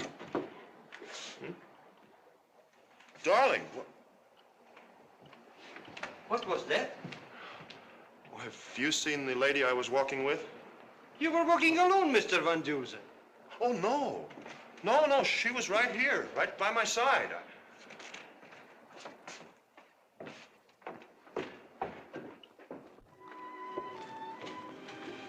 Hello. Hello. Mr. Bennett, I want to talk to you. You're the only one around here who does. I want you to know that I'm terribly upset. I mean, about the way you've been acting.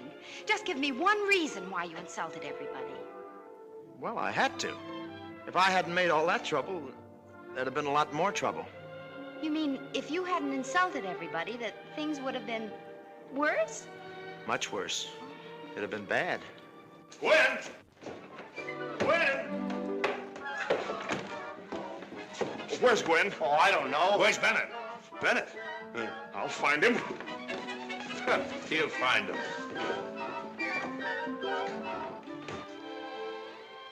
Isn't it a wonderful, wonderful night, Mr. Bennett? I'm not mad at you anymore, you know. It's a wonderful, wonderful night. If we could only stay like this until 4 o'clock tomorrow. Mr. Bennett, do you mind if I ask you something very, very personal? Would you really like to? Well, it's so difficult. Certainly isn't easy. I mean, to talk about such things as love and emotions to a man you hardly know. Oh, you can tell me. Well, do you think I should marry Tommy Van Dusen? Everybody else thinks I should, but I'm mixed up, and you're so honest. I think it takes a man to know about another man. Well, I don't like to be catty, but you asked me, and I picture somebody entirely different for you. I mean, someone more clean-cut. I mean, more dynamic, more of the American boy type. I don't see Van at all. You don't? No. Hey, look. I can see our faces in the water. Oh, it's like those funny mirrors at the amusement parks. It's so distorted, I'm good looking. Yes. You look as if you have two heads. Well, two heads are better than one. Oh, you have got two heads. But one of them isn't yours.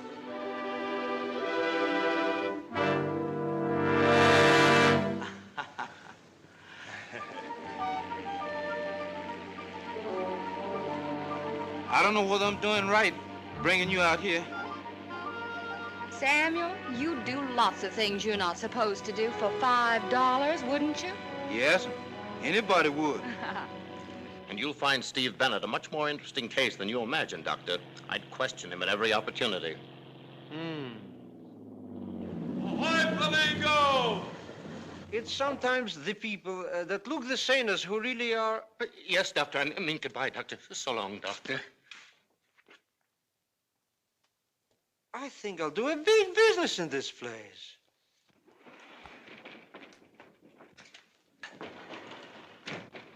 Oh, the door was stuck. I had to push it like that. Hello. Ah, brandy and candy. Isn't that dandy? Mr. Donnelly or Mr. Bennett? Yes, ma'am. Oh, Bennett! Say, what's going on here? Oh, foul. Oh, are you surprised? I was in a hurry, and the door was in when I was coming in. That's all right. Dick made the same entrance. One club. Pass. You two men act as if you were trying to hide from someone. Hide? You're not allowed to hide. It was clearly understood that in the... What do you mean, he's not allowed? Thomas, you're all acting very strangely tonight. Strangely? Well, I hadn't noticed it, my dear. Please, there is a Miss Graham to see Mr. Bennett. Or Mr. Donnelly. Oh, these people. I hope I'm not intruding. Hello, Mr. Ralston. All right, Frederick. Hello, Mr. Bennett. Hello. And how do you do, Mr. Donnelly? How do you do? Miss Graham, this is Mrs. Donnelly, my wife. Oh, how do you do? Dr. Zarek. Charm. Mr. and Mrs. Van Dusen. How do you do? Mr. Ralston, you know, and Mrs. Ralston. Let me get you a chair, please. Oh, thank you. Really, Mrs. Ralston, I'm not in the habit of barging into people's houseboats. Am I, Mr. Bennett? Oh, it's not habitual, I guess. But after all, if there's someone you have to see who's on a houseboat. Please do go on with your game. Mr. Bennett? Oh, Mr. Bennett? Yes? Could I see you just a minute alone? I've got to talk to you. Yes, but, well, why don't I phone you tomorrow? Say a little after 4 o'clock. Oh, but you promised to phone me this evening. I've waited and waited. Charlie's going back to New York tomorrow. Oh, he is? Well, what do you know? And it's really up to you whether I go back with him or not. Oh, well, you've got to go back. I mean, well, he'll be lonesome in a big city like New York and everything. Well, let's get out of here.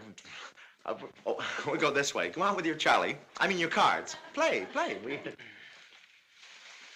Oh, hello. Did you hear? Charlie's going to New York. What an extraordinary person. Who is she? Look, why don't you ask Steve about her? He loves to answer questions. Who is that with Steve Bennett? Who invited her aboard? That hasn't quite been settled yet. So you see, it's all a mistake. I'm no angel. I can't put money into a play, not even a good one. Oh, but The Green Swan isn't just a good play. It's a great play. Just let me tell you one scene, Mr. Bennett. It's a beautiful scene. Now, you're my husband, Humphrey. We've just separated, but I'm still mad about you. Well, what are you mad about? Well, that's just in the play. Oh. Now then. Where do you suppose he took her? Darling, darling, what have I done? Why have you shut me out of your life like this? If I must, I'll beg. But at least toss me a few crumbs of your affection. Well, I've heard Oh, no, no, dearest husband of mine. Husband? Take me back. Let me warm my soul at the hearth of your forgiveness. But look, it's no use. I'm no angel. Just let me ask you one thing. Well, honestly, Harriet, I might as well be married to the FBI. Harriet! You know the woman who came to see Mr. Bennett? It's his wife. His wife? Yes. His wife? Huh? Whose wife? The Bennetts. They've separated. Isn't it a shame? Dick, did you know that? Well, I sort of suspected it. Well, I'm not going to stand by and see two such nice people wreck their lives. Do you know what I'm going to do? No, what? I'm going to ask her to spend the night. Oh, you can't do that. What's it to you? Well, maybe Bennett doesn't want her here. I'm sure he doesn't. I want to go to bed. You do? Yes, I'm tired. Good night, all. Come on, Angel. Come, dear. We'll ask Mrs. Bennett right now. We can put her in that cabin. So, she's his wife. No wonder Bennett's putting money in her show. Her show. Oh. Oh!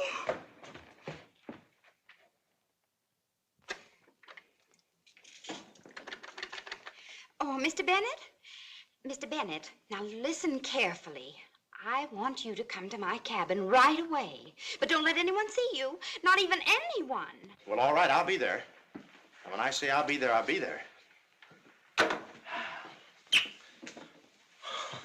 Telephone's a wonderful thing. It ain't that wonderful. Oh, now let me dream.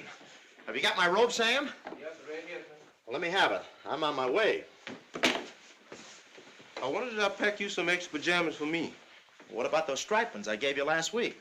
Was those pajamas? I thought they were underwear. Oh, Sam, why don't you retire? Just pretend that suit you're wearing is a sleeping bag. In fact, you don't have to pretend. You're home. I'm unprepared for a weekend like this. All I brung was my suntan oil. Suntan oil? You're gilding the lily. What do you want with suntan oil? I freckle. That did it. Look out. Oh, please don't bother. Nonsense, dear. These will do for you. Oh, well, you're both very sweet, but I really had no intention of spending the night here. Just trust us. We know about these things. There you are. Oh, thank you so much. Incidentally, Mr. Bennett's cabin is right next door. Oh, yes. The lock on that door has never worked. I must tell someone about it. Good night, dear. Good night. Good night. Good night. She's sweet. Come into my cabin a minute. My headaches. Oh.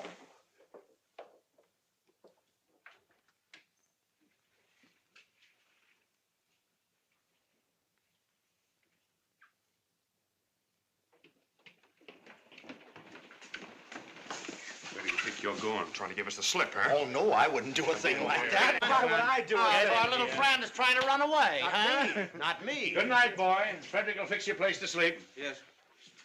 You gentlemen gonna sleep four in the bed? What? Good night, Miss Betty. Good night. Don't forget to take your medicine. What's the medicine for? To build me up. Well, you better take plenty. We're gonna tear you down. If I catch you within 2 feet of Miss Saunders, how'd you like a good punch in the nose? How would you like a good punch in the nose? Yeah? Yeah. What a fight. I don't know what you Hey, guys go are on, get that robe off. Yeah, I'll take it off. No, No, I don't want to take... No, we're going to make sure that you can't leave the boat. Yeah, why? Hey, what's the idea of pushing me around? Wait a minute. Don't give me that. Wait a minute. Come here. If you'll only keep quiet. Let's be fair. It's all right. Oh, now, don't be that way. Look out. That's unfair. Look out. Oh, I don't like... I got it.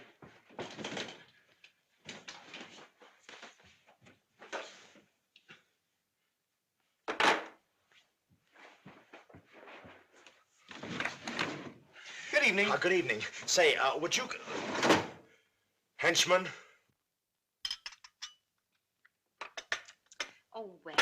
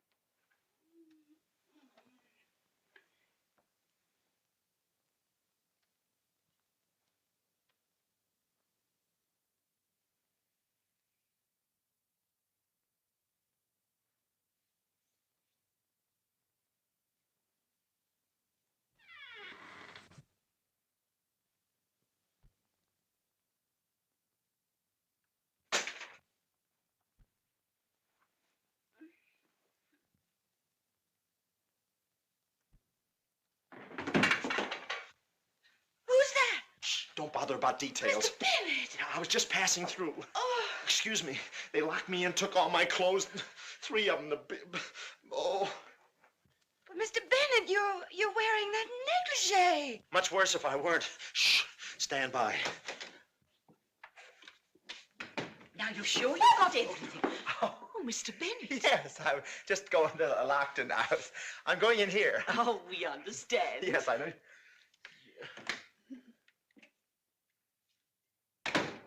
I'm so happy for them. Mr. Bennett. Shh. This isn't the Lincoln Highway. I wish it were. You just go ahead with whatever you're doing. I'll be... Yes? Yes, I'm on my way.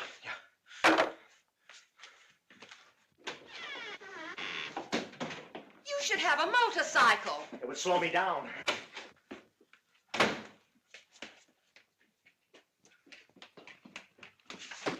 Oh, sorry to miss. Shh. Is everything all right? Yes, thank you. Yes.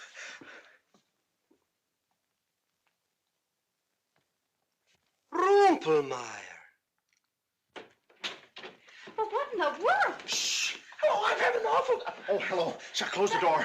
I will be... But Annie's dressing gown. Yes, do you like... Oh, I borrowed it. I lost my pajamas. Oh, where are they? A van took it. But Van has his own. I know, but he took them anyway. Doesn't want me running around loose. Why don't you sit over here and I'll fix you a nice warm cup of chocolate. Yes, I'm dressed for a thing like this. I can't stay very long. I have to get back. Oh, well, now listen, I don't want you to worry about business or anything. Oh, well, I'm not worried, but they're after me. They're looking all over the boat. Oh, nobody's going to harm you, dear. Dear? While you're taking a sip of this nice warm cocoa, I want you to think real hard and try and remember.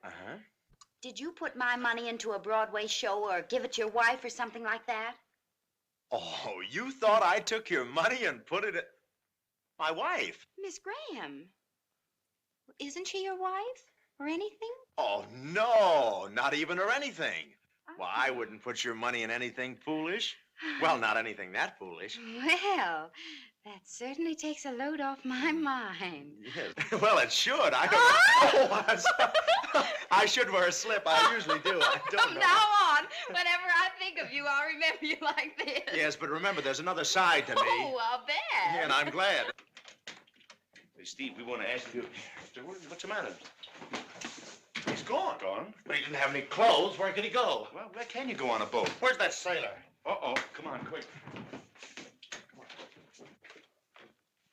How do you suppose he got through the window?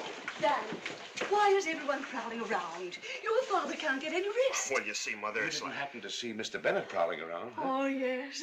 But I wouldn't disturb him. He's with a woman he loves. Good night. Oh, come on.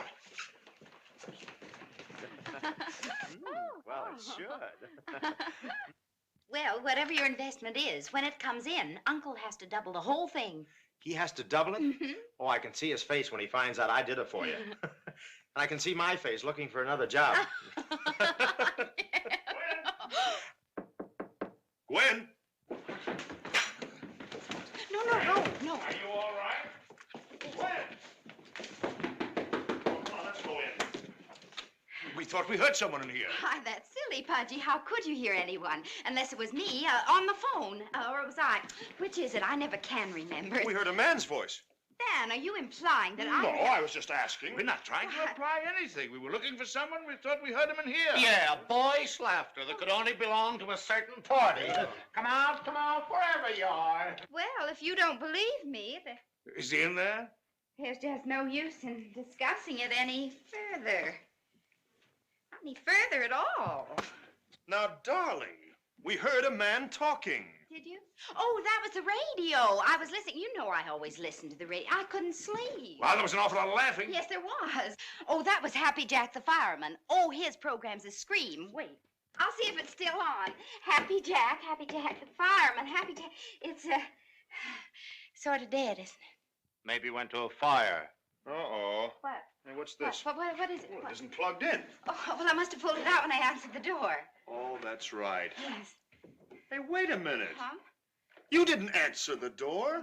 We came right in. Oh, well, then you must have pulled it out. Say, what goes on here? 2 cups.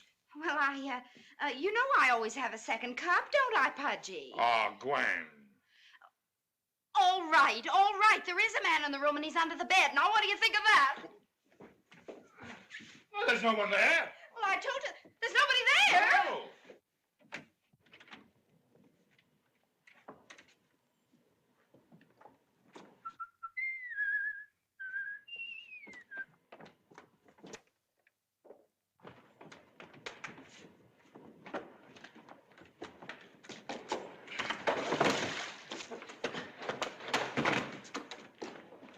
Must have gone out there on deck.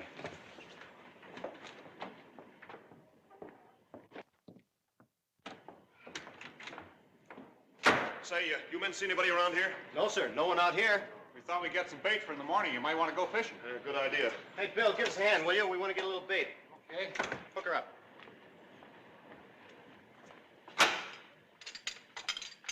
Okay, take it away, Andy.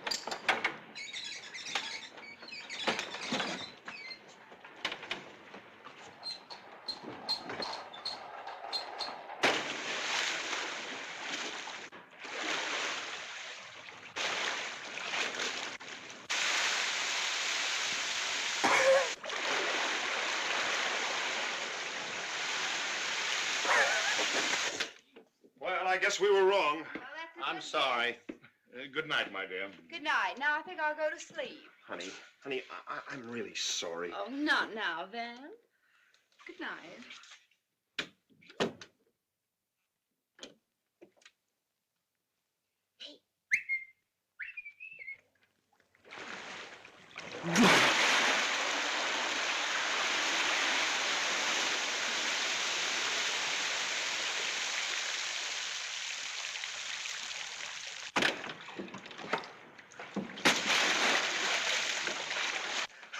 Hello, fellas. I've been fishing the hard way. Oh! Oh! Oh! Oh! Oh! Oh! Oh! Not only a Rumpelmeyer, but also a Sitzenflügel. Oh! Good morning. Good morning, Miss. Good morning, Samuel. Oh, don't get up. Where's everybody? I'm using their bait. Nobody didn't get up yet. Oh, I see. Samuel, have you been with Mr. Bennett long? Oh, yes. Well, is anything the matter with him? Isn't he, peculiar? I mean, he isn't married, is he? No. He ain't that peculiar. Thank you, Samuel. Hope you catch a whale. Yeah.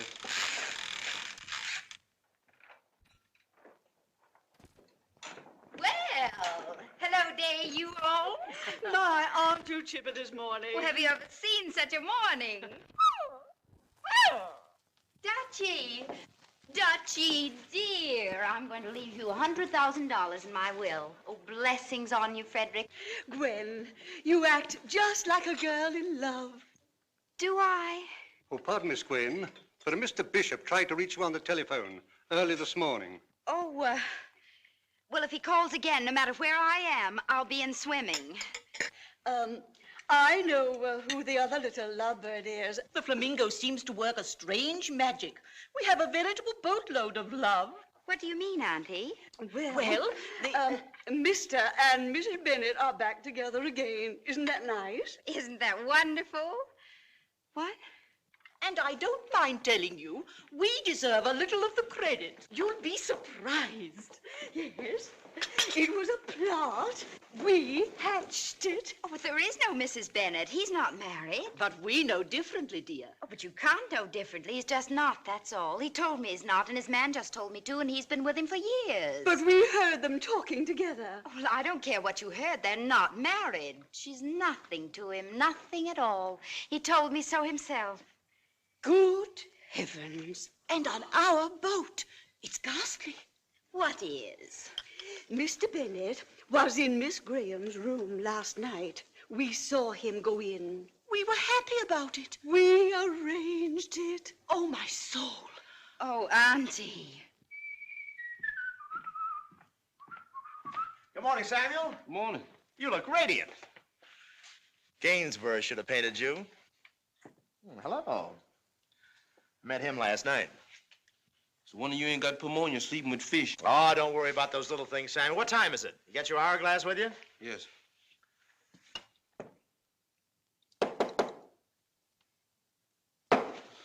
Never mind. What day is it? On your little hand, it's 10 o'clock. 10 o'clock, not 8 or 7 or 9, but 10 o'clock. In 6 more hours, it'll be Christmas. Christmas? Is Mr. Roosevelt been moving them holidays around again? Hold it, Sam. Well, hello. My dear Miss Saunders, good morning.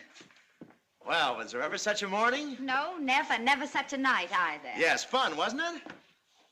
What's the matter? Well, nothing's the matter. Why don't you just go on and do whatever you were going to do? Well, I thought maybe I'd have a little coffee and sit with you. Well, why don't you have your coffee with Miss Graham, who's nothing to you? Oh, she's not up yet.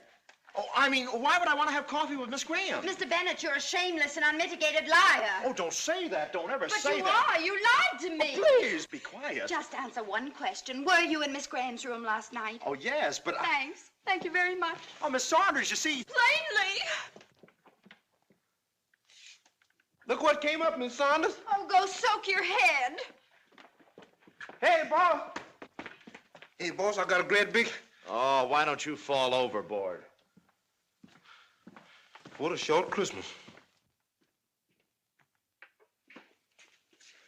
Linda, Go away, Dick. how would you like to make $3,333? What? And 33 cents. Go away.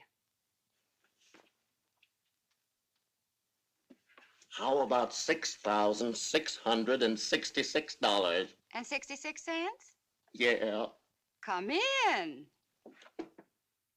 No, I'm getting a burn. Where? Right on the wing. Oh, well, we'll fix that right up. A little oil right on there. Oh, Is that that's better? good.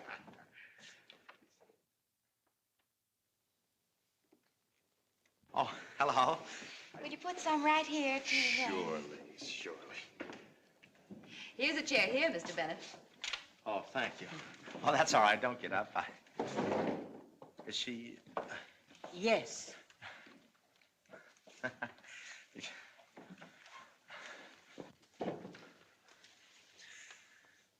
Lovely morning, isn't it?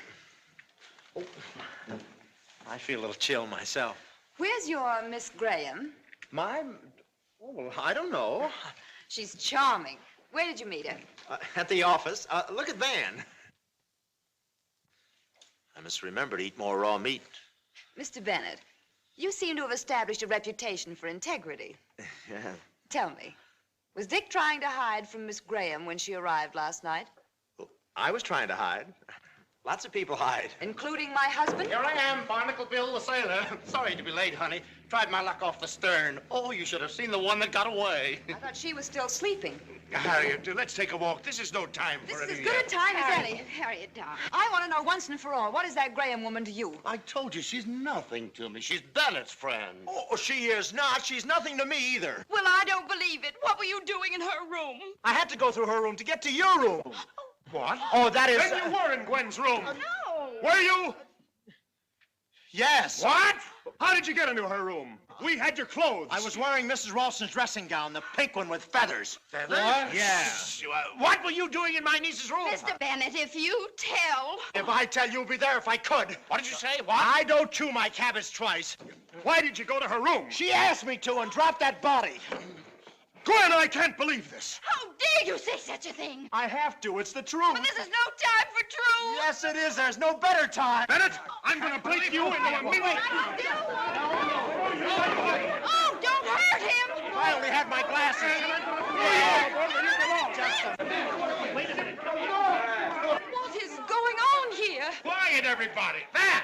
What are you doing to my darling? Darling? Huh? What are you doing, my husband? I'm not your husband. I'm not anybody's husband. Oh, well, what's a husband but a name? It isn't bell or book or candlelight that makes a marriage. It's what's in two hearts that really matters. Leave my heart out of this. It never met yours. I mean, it won't. All right, Steve. I'll go. I'll go my way alone. But I'll take little Stevie with me. Yeah, well, Little Stevie? Stevie? Who's little Stevie? You're putting her up to it, Donnelly. There's no little Stevie. Oh. Our hearts were never anything. I only met her yesterday, and you introduced me to her. Oh, take it like a man, Bennett. Oh, Harry. Cad. Mr. Bennett, of all the despicable things that you've done, this is the lowest. Breaking up a happily married couple, lying to save your own neck. I didn't lie. I didn't Why, lie. you even tried to break us up. Yes, how about that? Van, at least, is a man of honor. He knows that I'm completely innocent. Well, Our marriage is going to be based on trust. Marriage? Yes, darling, marriage. Come on, Van. But listen. Come, my dear. Oh.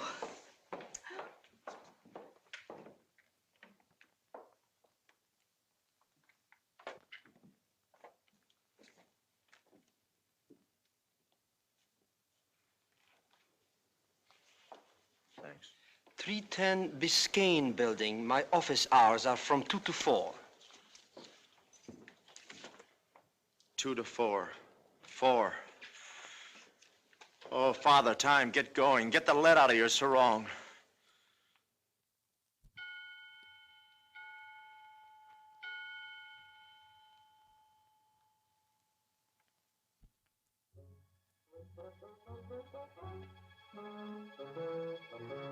Never mind. Just wait a minute.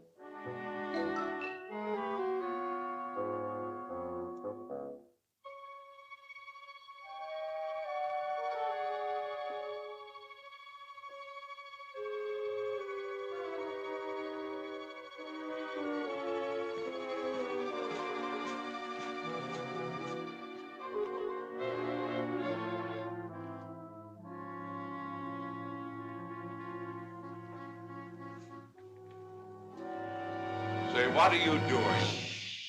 There's less than an hour left. Van and I are changing every clock on the boat, and we've hooked Bennett's watch. Well, what's the idea? Well, he'll think the bet's over ahead of time, start lying, and we'll have him. Oh. That's the best idea you've had. In fact, it's the first idea you've had.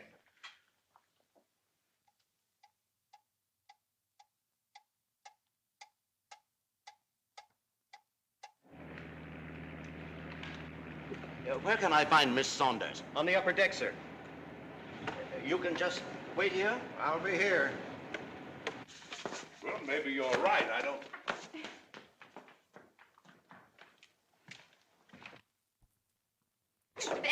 Mr. Bennett, it's Mr. Bishop. Who? Mr. Bishop, and I don't want to see him. What? The only reason I'm talking to you is because I don't want to talk to him. You see him. Huh? You promised me you'd have those green things by now. Well, it's almost 4 o'clock. Yeah, but where are you? What green things? Oh, well, you know, green things. What green things are you going to get at 4 o'clock? And no evasions. Here you are, Mr. Bishop. Oh, Mr. Bishop. Well, hello. Mr. Bishop, meet Mr. Donnelly. Mr. Donnelly, Mr. Bishop. Mr. Bishop. Where is Miss Saunders? Miss Saunders, with the... Yes, with an A.U. Where is she? Well, she's right Oh, over she there. went that way. How far? Oh, not far. Well, how far? Well, distance is only a question of relativity, as Einstein said. Now, you take the Caterpillar. Hey, cut that out. From here to where Miss Saunders is would be about 20 miles to a Caterpillar. Of course, with you, it's different. You're no Caterpillar. You wouldn't be wearing a double-breasted suit, and that's nice, too. Young man, I think you're a lunatic. What's going on here? Oh, Mr. Van Dusen, Mr. Bishop. Mr. Bishop, Mr. Donnelly. T.T. Mr. Van Dusen, Mr. Ralston, Mr. Bishop. Stop it. Mr. Bennett, are you trying to waste time? Yes. Mr. Ralston, you are Miss Saunders' uncle? Yes. Mr. Ralston, I am chairman of the collection committee for the Seaside Home. Your niece signed a note guaranteeing $40,000, none of which we have received. She has already collected $10,000. $10,000? And she has been avoiding me and refuses to divulge what she did with these charity funds. I'm afraid the committee is all for referring the matter to the police. Oh, you mean she can go to jail? She most certainly can. 10,000. Those green things. Anderson, Stevens. Yes, sir? Come here. Come on, fellas. Don't let Mr. Bennett move from this spot. Will you excuse us, Mr. Bishop? Mr. Ralston, I have no time. We have even less. We'll be right back.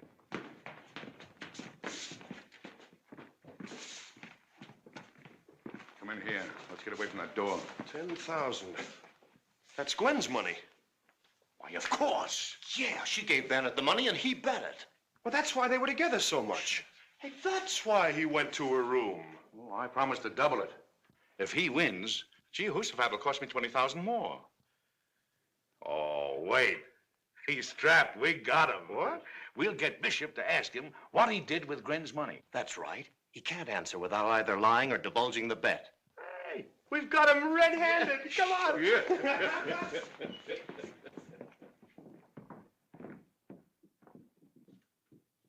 Anderson, Stevens, escort Mr. Bennett into the living room.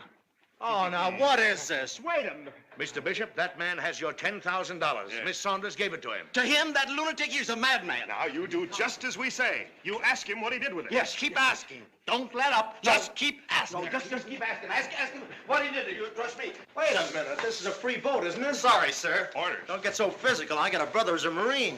All right, go ahead and ask him. Young man, I understand you have my $10,000. Oh, Mr. Bishop, Mr. Anderson, Mr. Bishop, Mr. Stevens. We're sailors. Dr. Zarek, Mr. Bishop, Mr. Ralston, Dr. Zarek. Leave, Mac. Mr. Donnelly, Mr. Bishop. Yeah, but... Dr. Zarek, meet the Navy. Mr. Bishop. Answer my question. Did Miss Saunders give you $10,000? Well, I'll tell you. She came, Hello there. Hello, Uncle. And Mr. Bishop, why, you look splendid. And such rosy cheeks. Have you been yachting, doesn't Miss he? Saunders. Don't ask her, ask him. Mr. Bennett, did Miss Saunders give you $10,000? And, Mr. Bennett, you're going to get the first piece. Miss Saunders. Dr. Zarek, that wonderful book. Mr. Bishop, have you seen this book yet? I could hardly put it down. Hey, Bishop, answer Mr. Bishop's question. What did you say? Where is that $10,000? Where is the $10,000 Miss Saunders gave you? What time is it? Tea time. Tea, everybody. It's almost 4 o'clock. Time for tea. Tea for tea.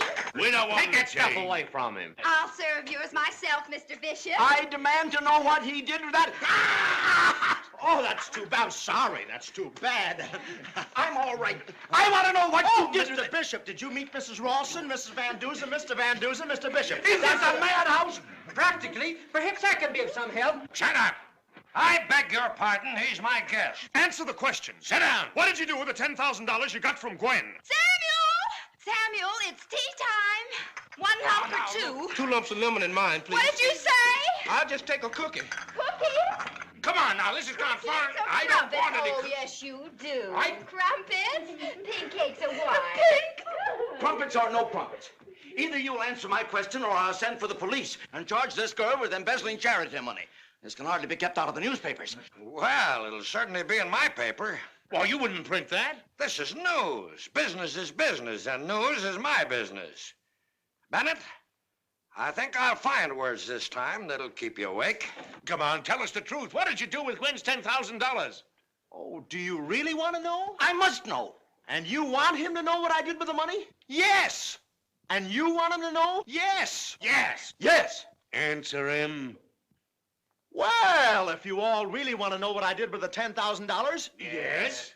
Ask Mr. Ralston. Me? No, I don't know. Fibber, how do you like it? Well, ask Van. I don't know. Well, ask Dick. No, I have no idea. Steve, this is a very serious matter. I insist that you answer him now, or forfeit. Look who's here. Oh, the ladies. Hello, ladies. What is this? Answer that question. Oh, I'll answer the phone. It didn't ring. Well, let's not wait till the last minute. What did you do with the money? Well, the first thing I did was count it. Then what'd you do? Well, then I put it in an envelope. Then what'd you do? Who, me? Yes. Oh, Hurry. well, then I invested it. In what? Oh, in a wonderful common stock that doubled itself all double in 24 hours. No, you didn't. You lose. I do not. I win. You lose. What you just said makes you lose. Yeah, it's after 4 o'clock. No, it isn't. It's only 4:15 now. We moved the clock ahead. Yes, but I set it back. And I said it ahead. Again? That's illegal. No. There's nothing in the bet against that. All right, boys. Will someone tell me what this is all about immediately? I'm sorry, old boy. Tough luck, old boy. Yes, sir.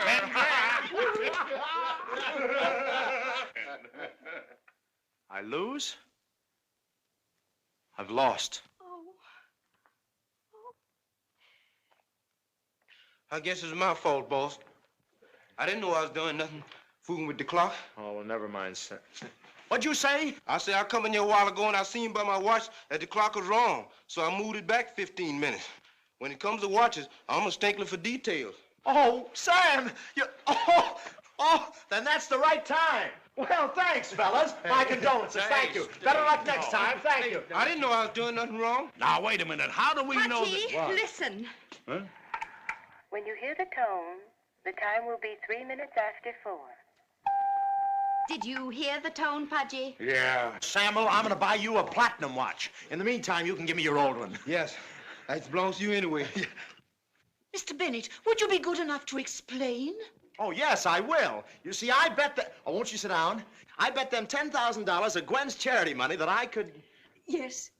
That I could lie for 24 hours. It's a silly bet, but now that I've won, it's going to be such a relief to tell the truth. Oh, Mrs. Donnelly, Dick never knew Linda. He didn't? No, that was my biggest whopper. She's an old friend of mine. Went to Miami High together. Oh, Dick, have I? Well, you certainly have. Oh, Dick. And Linda, old girl, I'm personally going to see that someone gives you the money for your show. Oh, that's wonderful. Thank you so much, Mrs. Ralston. Oh, I just can't wait to tell Charlie. Goodbye. She's crazy about Charlie. Bennett, you were not lying. Huh? I'm not as gullible as those fellas, you know. What was that stock you bought? Oh, well, could it have been Los Lomos Quicksilver? Come on. You can't leave me out of a good thing, you know. well, it's TT's personal... Now, what about it, TT? Van Dusen, it's highly speculative. I can afford to take a flyer if you can. Come on outside. All right. Why, TT, this is 2-2. Now, you see, Mr. Bishop, you've been worrying about nothing at all. Mr. Bennett has the $20,000.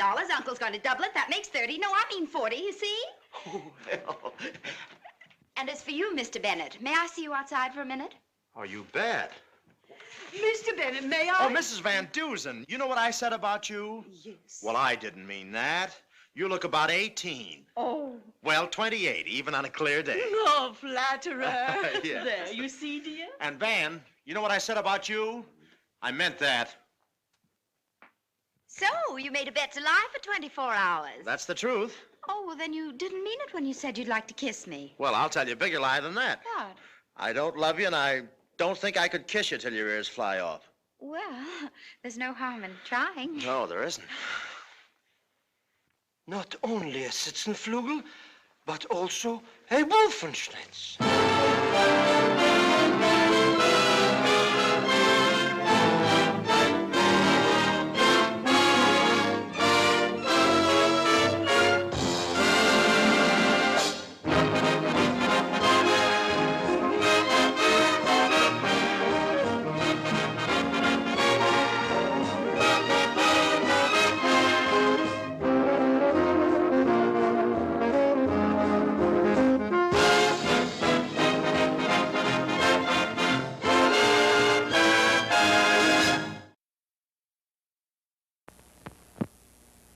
Please remember to replace the speaker on the post when you leave the theater.